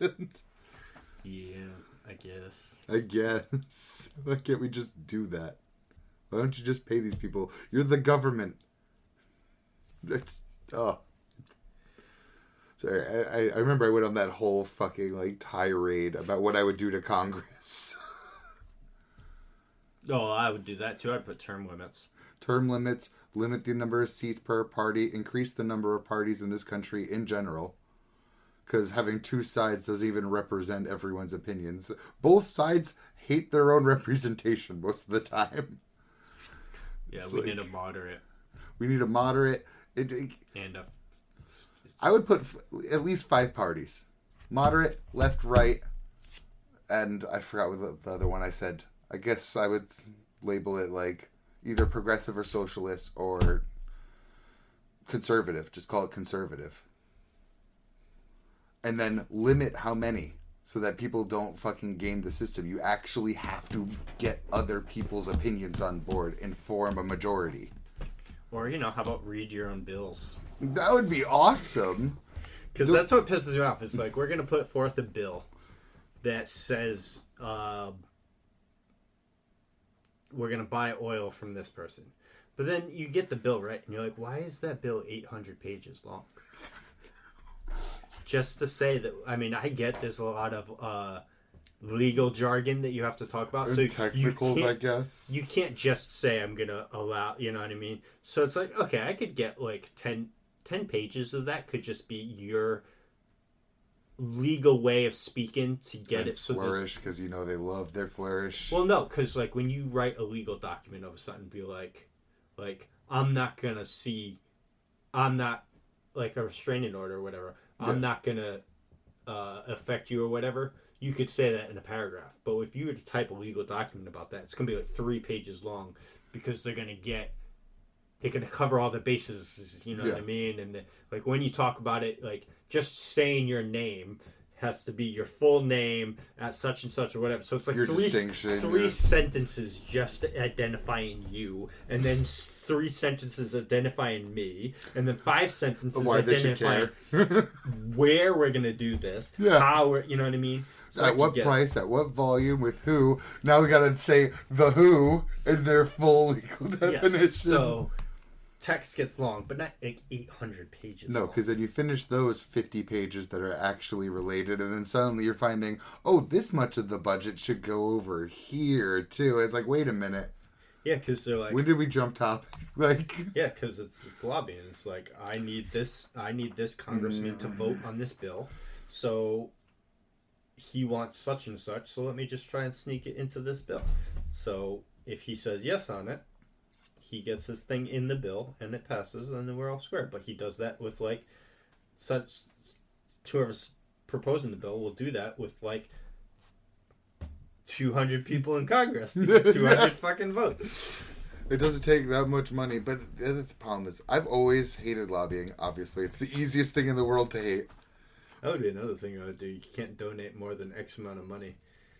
But that's why it's so hard, though, because they can easily just start paying each other in favors. True. And it's one of the biggest problems that has to end, but it's also a nearly impossible problem to end without straight up like 1984 on our entire government. How about instead we do this? Follow me here. Stay with me. Ready? Meteor impact. Good plan. That'll sure solve the problem. Let's hit the planet so hard that we get sent back to the Greek and Roman times. We're hit so hard it just wormholes us. Toilet paper? What's that? You know, in the long scheme of things, maybe it wouldn't be so bad. Modern intellects in those times. We're literal Dr. Stone it. That's it. We'll die of hunger, starvation, but we'll figure food out, I'm sure. Maybe. Hopefully. My bigger concern would be water, right? Because you gotta think to yourself, finding a fresh source of water is way hard. You just gotta stumble upon it. So there are tricks you can do. Like, all right, so yeah, you would. This is spitballing here, but try to adhere leaves together so that you can make like a teepee to boil the water and condenses outward. Dude, I think about that all the exact same thing. Salt water. But no, yes. I was thinking of just a fresh water source. So say you're not near the ocean. If we're in the middle of Arkansas and we got to go find fucking water, we're probably fucked. Yeah. But then we're going to go for a long journey. But then also what I was going to say, because the food in New England's really easy. You just go to the ocean and you just walk the shore. You're going to find crabs. Yeah, you don't even actually have to fish. You don't need to fish. But then if you find the crab, you're going to be able to fish because you can kill the crab and use the crab meat as fish bait. It was me and someone were picking snails off of like the side of a fucking beach rock, and we ate those that night, and they're actually pretty fucking good. Oysters. In New England, you're not gonna worry about fucking food. In Stone World, New England, with all the with hopefully more livestock back, because if it weren't for civilization, there would be plenty of animals in these areas. Yeah, but the problem with that is hunting is way harder than it. Oh yeah. is perceived, because the animals. lots of deer. Yeah, but they know where you are long before you know where they are. That's fair. But it depends on the year too, because it's like, for instance, right now you can't hunt a deer during their mating season. You know, it's against the law. Fair. But that's the best time to hunt deer. Yes. Because during certain seasons, I've seen videos of people the deer will just stand there and be looking at you, and you walk right up to them. Just wait until after they blast their load, bro. No, not even. It's because something about the mindset that they're in or whatever, that in constant prey mode. No, I just forget what it was. It's a certain time of year you can just basically walk right up to a deer and they're not gonna fuck with you. But that, if you can walk right up to them and you be like, "Hey, don't mind this bow and arrow. You don't know what this stick is," and that's gonna fly at you in 2 seconds. Because let's be real, we ain't having guns. And if we do have guns, we're running out of ammo in exactly 3 days. Yeah. You know what I mean? Literally. And then also with guns, you gotta actually pry the bullet out of the animal or cut around it. Yeah, you could. You just fucking leave it there. Yeah. Whatever. But it's just better to bow and arrow that. But then you gotta shoot it, and then you gotta build your arrows, and True. Making a straight arrow. I don't know how to do that. Do you? I know how to make a bow. I've made a bow before. It wasn't very strong or very good, but I made one. If I sat down and kept doing a few more, I think I could make a decent bow. I think I could actually make a decent arrow. I don't know how they put. It's all about finding the right sticks. Because you got to find a straight stick, and then you got to shave it down, put the feathers on it, and attach a fucking arrowhead to it. No, actually making the arrowhead would be the easiest part of all of that. Yeah, finding those good sticks. Yep. But you ain't got much else to do in life, so walking around finding sticks is a good pastime. That or gather berries, or like I always said, I'll be the guy in the middle of the campfire going, "Why do we breathe?"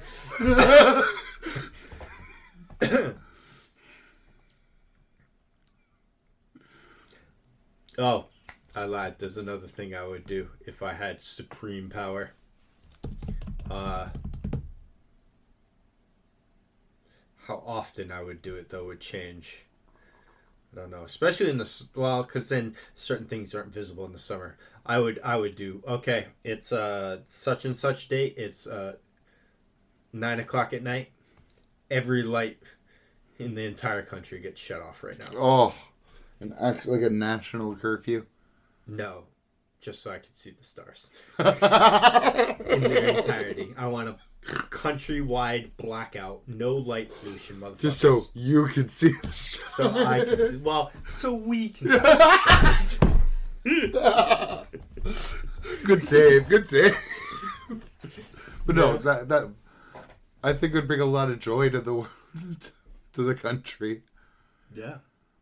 Because I mean, the ancients, that's literally what they did every night, is they looked out into that. And, I've seen pictures, because there's places in the world you can go and you can still see the night sky uninhibited by light pollution. And it is just, and I see it from a picture, and to be able to see that in person would just fucking blow my mind. And to think that people saw that every single night.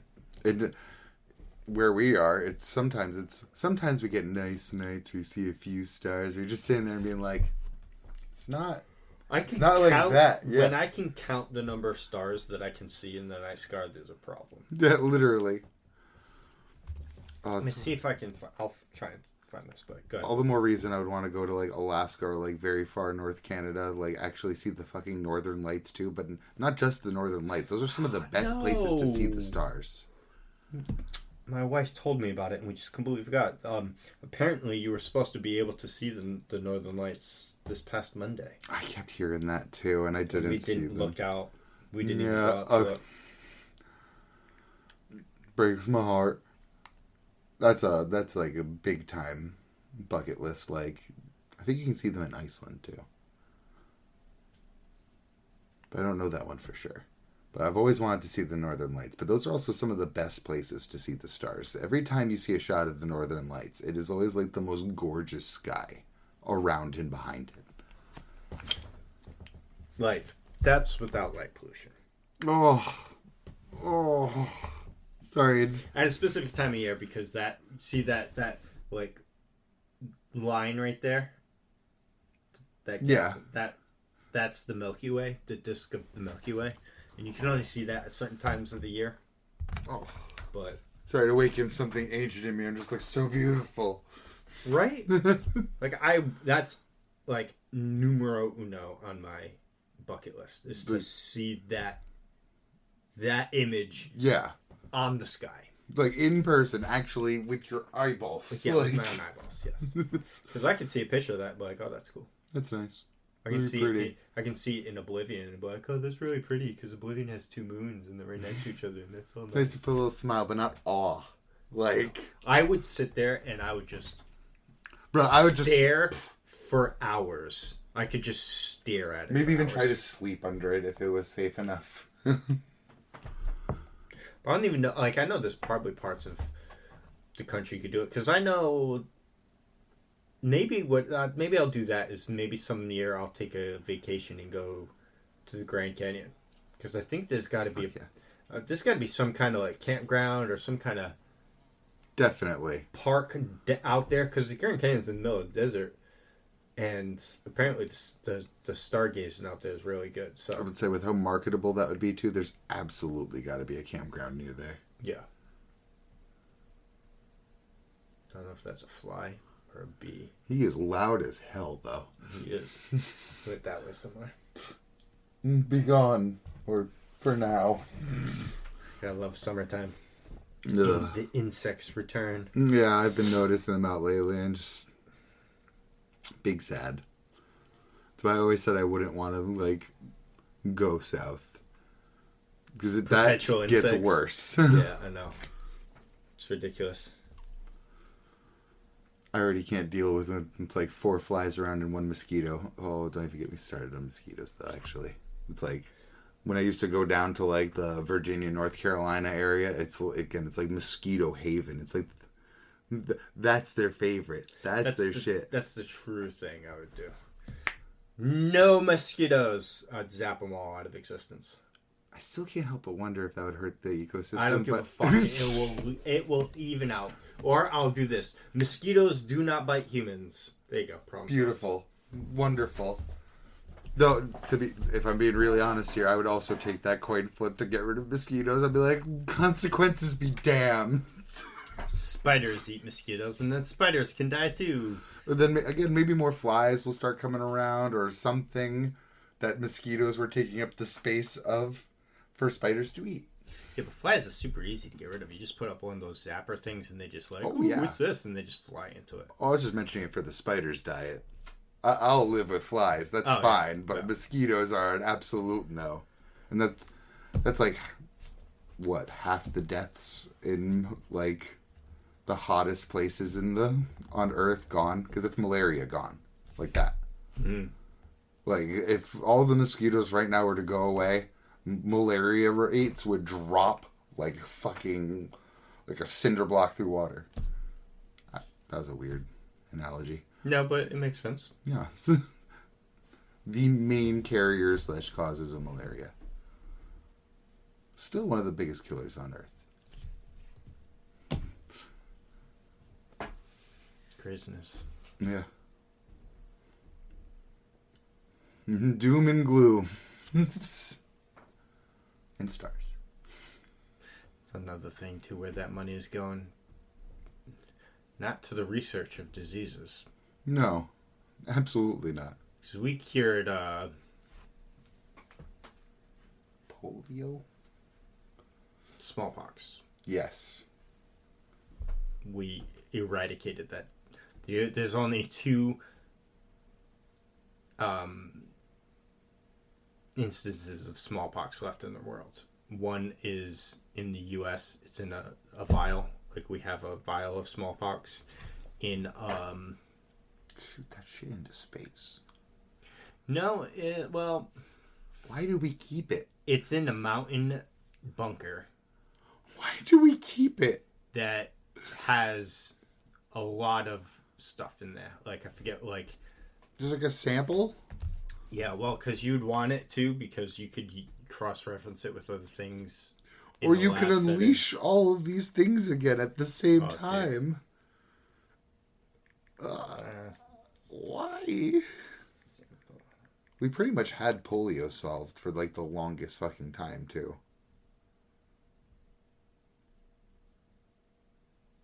It's like a seed bank, but for all of the worst things man has gone through.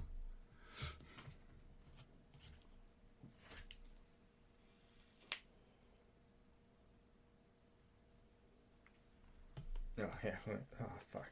It's Wikipedia. I would never find where that... That one paragraph that it snaked you in on? Yeah.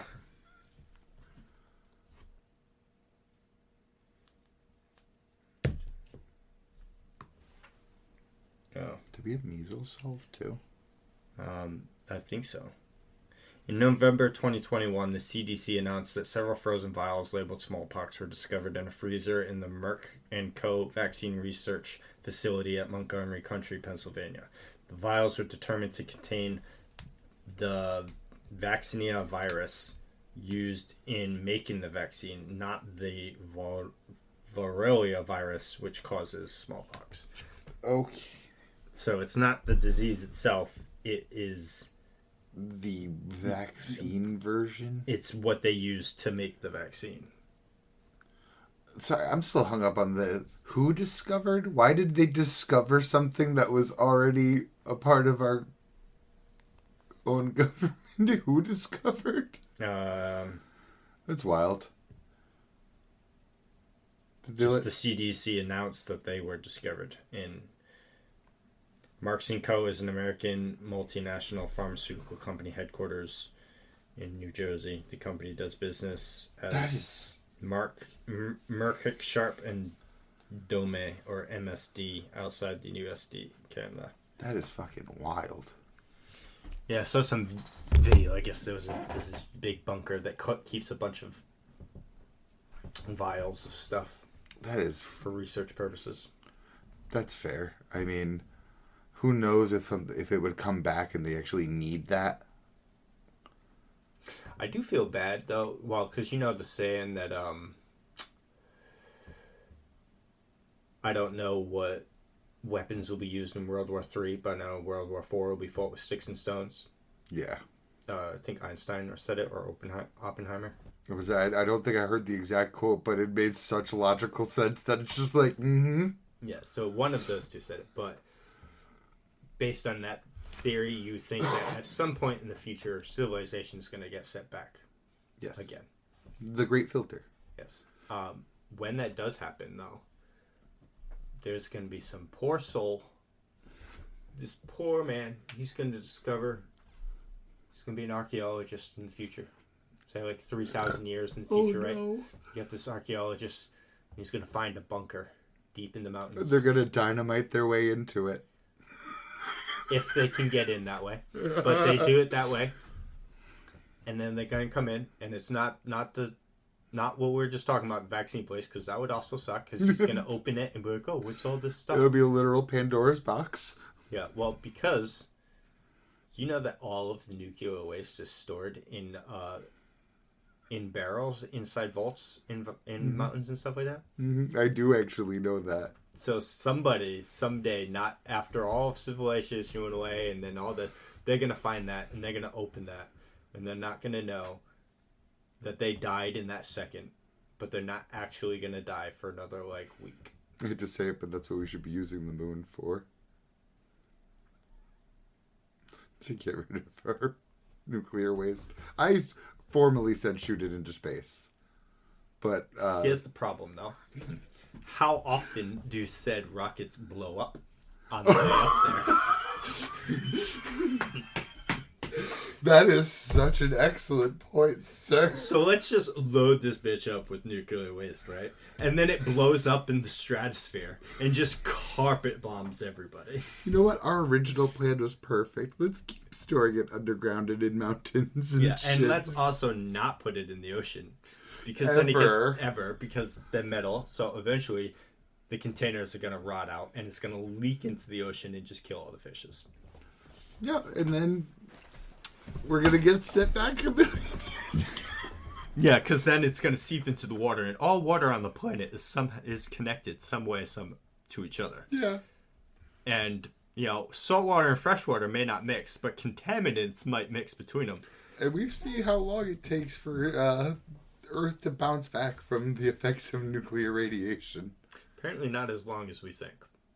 Yeah, but some of the things in those areas are uniquely affected. But at the same time, let's not fuck around and find out. Yeah. But no, I do agree though. If we could just make a portal, like a fucking portal gun, just portal here, portal there, I would just dump everything. Yeah. I would put if rocket science was more consistent, where we knew that what we're about to launch had no chance of ending explosion. Everything. I would just start putting these things on rocket payloads and just sending them at the sun. But that's a nuclear fusion reactor up there. If anything, it's feeding the sun. Yeah. Yeah, we'll go with that. Either way, the sun ain't gonna give a fuck. No. So we'll send it that way. Just on a straight course right to the sun. Because again, nuclear energy is both more powerful and more environmentally sustainable, minus gigantic cataclysms and fallouts and the waste. It's also the cleanest form of energy. No, that's what I mean. If we could just figure out the waste problem. Which, I mean, again, we have it figured out, but that's also not a sustainable answer. We can only make so many bunkers that we can fill only so much. Yeah. Because wind power actually fucking sucks. Does it really? I've looked into it, and I'm like, this blows. It is so cost ineffective. What's solar? The problem with solar is that it's It's a lot of space, too. So are windmills, though. Well, windmills are fucking just bird killers. I mean, birds will learn not to go around there. But they don't. I love birds, but I hate to say it. We gotta make power somehow. But the problem is it's not a positive gain on power. Is it really not? It's not, because that makes me want to throw up. They're not on all the time. And you need to power the turbine to start going. Then why aren't they on all the time? It's just because of because they need to shut off the maintenance and stuff like that, and then it's just I watched a couple of videos on it. It's not hard to believe, don't get me wrong. And I was just like, huh. Why are we still doing that? Yeah, and fucking loud as fuck too, and incredibly expensive to make. Just to build. Bet. So it's you build one, and then it's okay, so say it costs $1 million to make one. I think it's probably more than that. Probably. But okay, now in its lifetime, it needs to generate more than $1 million worth of electricity just to cut even. Before it has maintenance problems. Yes. Because that is more money. Yeah.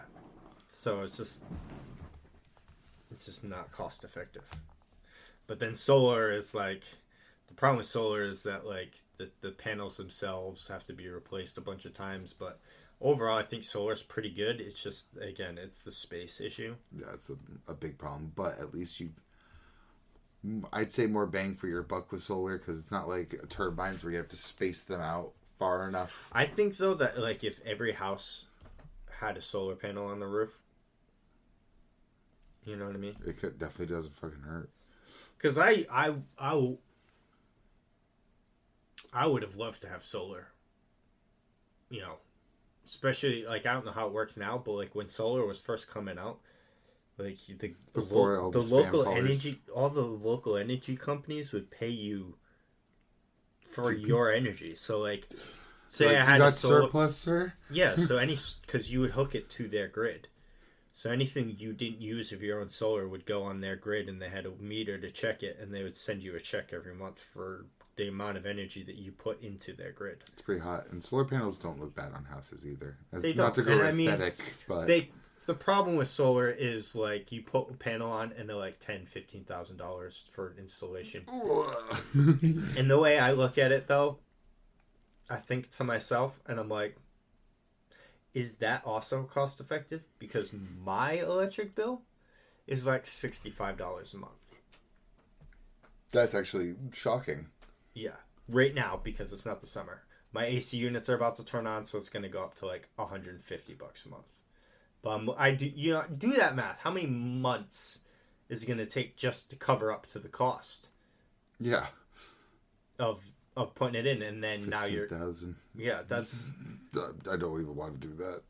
It's a lot. 7 years, 8 years, 9 years. Yeah, 9. Say like what, $50 a month on your electric? Well, 50. I mean. But we're talking about 15,000 or 1,500. But I'm on the low end though, because I get notice that you get another paper. I get a paper in the mail that compares you. That gives you like your usage compared to like the area, cost effective neighbors and like high neighbor use. It doesn't tell you who. It just says it just says the highest. Yeah, the highest user in your neighborhood uses this much electricity, and you use this much, and I'm way lower than everybody else. That's what I mean, to cover like what you said, 15,000 for the panel, or did 1,500? So we'll just say the high end, $150 to install. Yeah, no, $150 a month. Oh yeah, I need to add 2 zeros to that in months. That's 100 months. Just flip it. That's 9 years. I see what you mean by it would have been nice to start that way, but to install them now. Yeah. So you got to go 9 years before you start cutting even. But I mean, I'm sure that it's gonna be half that, so it's probably more like 4 years, because you got to think too. Say my electric bill is $150, but now maybe the energy company is giving me $150 a month. You know what I mean?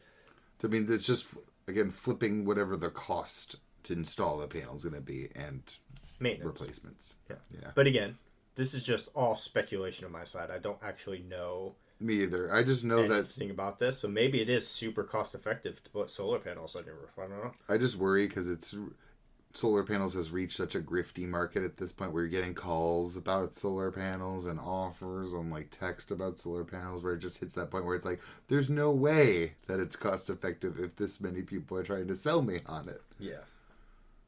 MLM vibes. Multi-level marketing. Yeah.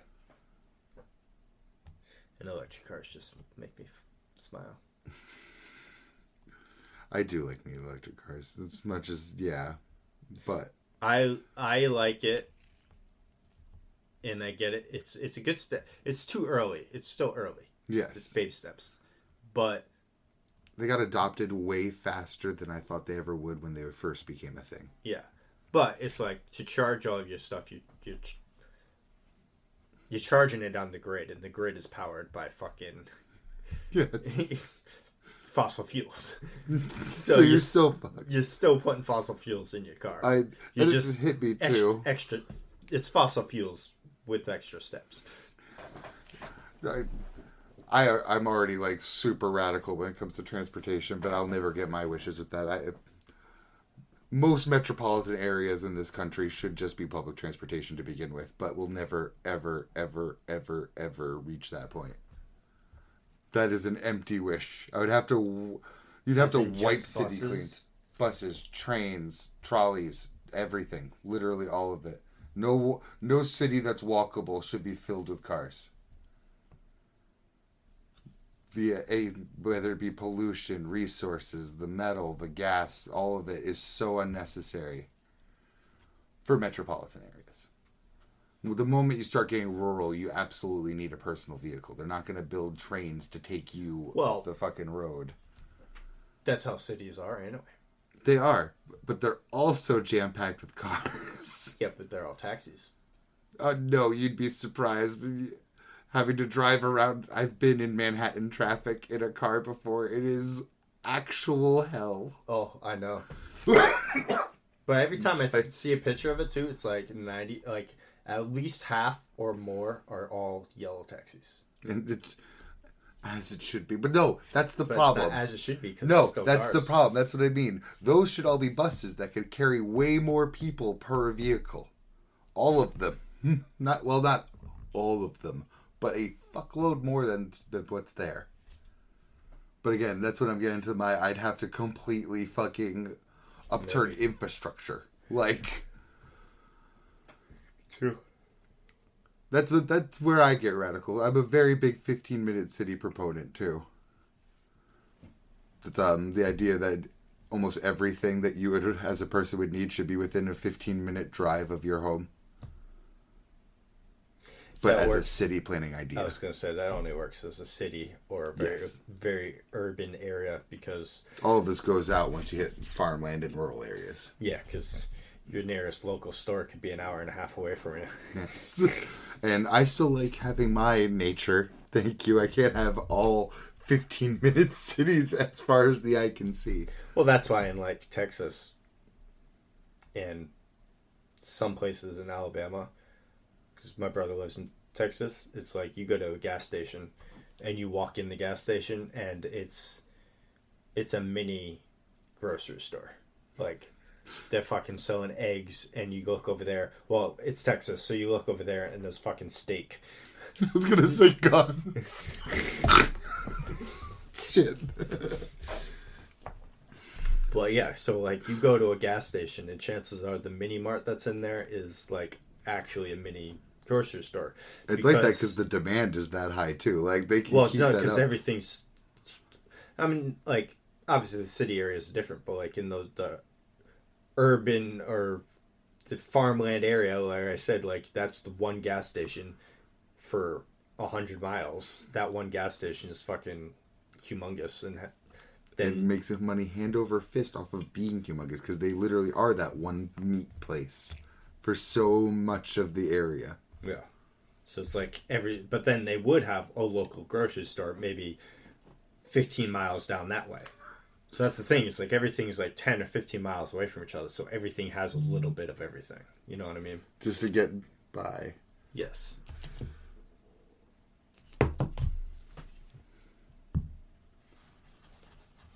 But, yeah, you know. Can't have everything the way we want it. Unfortunately not. Motherfuckers. Life goes on. Yeah, we just keep going in our little suburbia. Holy shit. Yeah, it's late. It was a weird podcast today, huh? Yeah, it sure was. I like it though. Yeah. You know, sometimes it's good to just fucking let the conversation morph naturally. I was gonna go flow, but I like that. Well, yeah, flow too, yeah. I was trying to be sophisticated. You succeeded, so you succeeded. Thank you. Yeah. Another week without talking about manga. I actually was just thinking that too. I'm like, oh boy, Kagurabachi. But at the same time, I think I might tease them one more week. Haku's been doing work. Back-to-back chapters. He's the fucking best. He actually is the fucking best. He's very good. My good boy. My good boy. Yes. And of course, I always want to save it for actually deep dive talking, but... Yes. I kind of knew it, though. Once they said, oh, he, like... Once Suzaku was brought up, I was like, oh, yeah, he used Suzaku on fucking Chihiro. Yes. And once they said, oh... You literally did call it. You're like... And once they said, too, that he cut Chihiro in a specific way that he would be able to die to get away from the contract blades. I was like, oh, he did the same thing with Uruha. No way he didn't. So he is literally saving them from, like, the mass death that'll happen when he does actually... Yeah, so maybe he's actually just trying to pull fast one on the Hishaku. Because it's also convenient we still haven't seen any of what's going on with him and Chihiro again. True. Not that I mind to put it on my boy Hakuri. He could still be very serious. It's like, oh, you took up the contract. Like, that was your one-time ticket of me Suzaku-ing your way out of the contract. But now you pick it up again, now you're going to die. Now you're fucked. You know, maybe he is going to double down. But his daughter's still there, so I think she's gonna pacify Samura.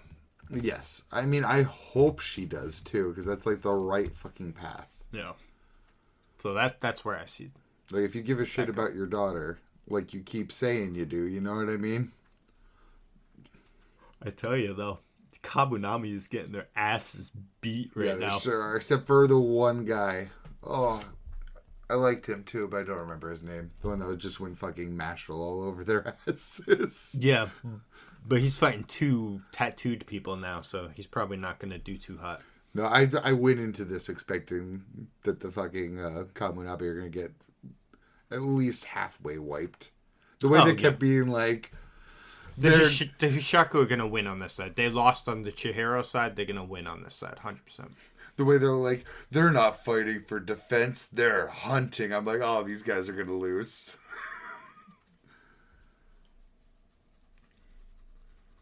And they're beating them so bad right now, and they haven't even used the Danten... Yeah, the Danten Seki grenades or any of those weapons that they have. They haven't used a single one yet. We still haven't seen John Hishaku use his sorcery at all. Or just him at all.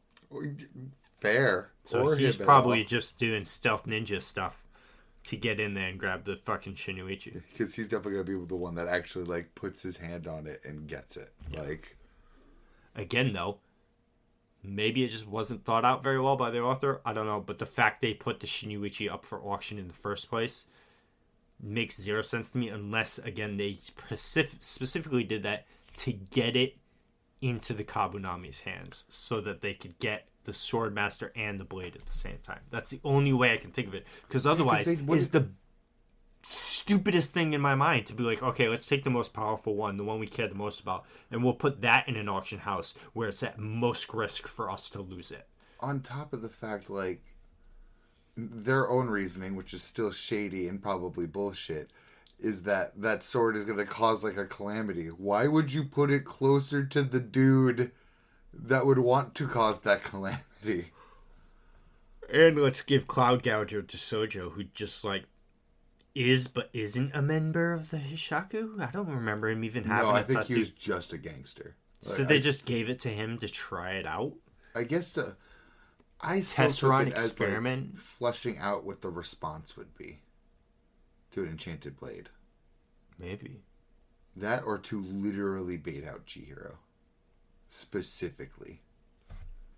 Yeah. But imagine they turn around and want N10 eventually. I don't think they really care right now because I think it all revolves really around the Shinuichi. Maybe they are. Yes.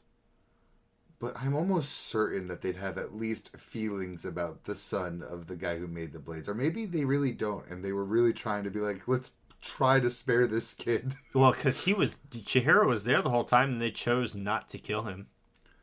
Yeah, but bad guys don't just do that. They got an idea, at least.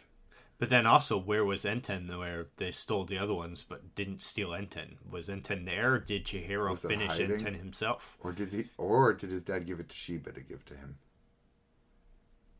That'd be my best guess. Oh. I'd give it to the guy that's like the most badass teleporter.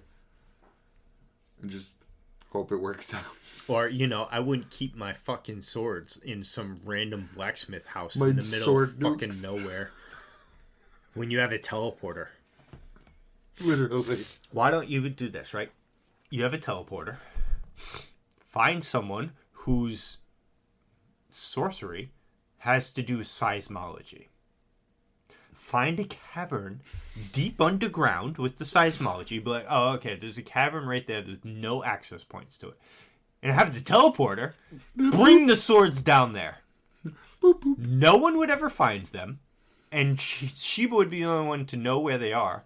And it's not like anyone's been able to track Shiba when he teleports. They just know he disappears and goes somewhere and then comes back. If they could have tracked Shiba, their problems would have been so much easier. They would have had to hunt down Samura, like, get him pressured, and then have him trusting Shiba again. Like, none of that would have to happen if they could just Shiba. I need a straight up Shiba fight. I know. Not again, because more off screens. Yeah, I want him to fight John Hishaku before John Hishaku. No, because John Hishaku will take him out. No, I want him to fight him before he gets Shinuichi. An enchanted blade.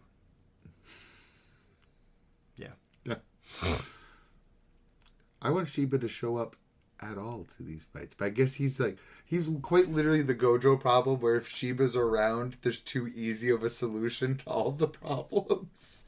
Yeah, he just teleports to the Shinuichi and then teleports away. Because right now their whole bank and strategy is for Hakurei to get to it, and he teleports it away. So he'll never get there in time. No. I know he's going to get there, and he's going to see it, and it's going to be like, I can see it in my mind's eye. Calling it right now on June the 4th, Wednesday, 2025. Hakurei's going to run into the room, right? It's going to be, the Shinuichi is going to be sitting there, whether it be in the box or just on like one of those katana holders. It's going to be a black drop behind it, or wherever. You're going to see Shinuichi, and then the next panel you're just going to see a hand come out of the darkness and grab the Shinuichi, and it's going to be John Hisaku, and he's going to be like, "You are too late, Hakurei, my boy," and he's going to draw it out and then, do John Hisaku things. I got a second theory. That hand's going to reach out. It's going to be the Sword Master.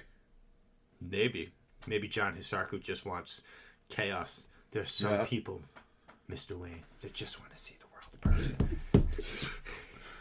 We'll find out on 4 chapters from now. Yeah, probably. That's about my guess. One Piece is on break this week. I'm so sorry. To be fair, this would be an inopportune time for One Piece. No, it's in this coming week. There was a chapter this past week. Oh, okay. But not this coming week. Kagurabachi's new chapter, 4 days. I did notice it was like a really late week. Not that I'm complaining. I opened the app today and all I had to read was Kagurabachi and Dan. Yeah, and I still haven't finished the Dan. And we did have a Chainsaw Man last week. Oh, there was no Chainsaw Man this week. That's what we were late on. So we're going to get a 12-page chapter next week. 9 pages. Oh, no. With 3 text bubbles. I was still waiting for my prediction to come true, where you get, like, an 8-page chapter and they're all blank. Like, something starts out as like, I think I'm dying. It's just wait page. To be continued. No, each new page just slowly, like, darkness starts creeping in from, like, one side of the thing until the last page is just all black. And it's just like, break next week. That'll be like, fair.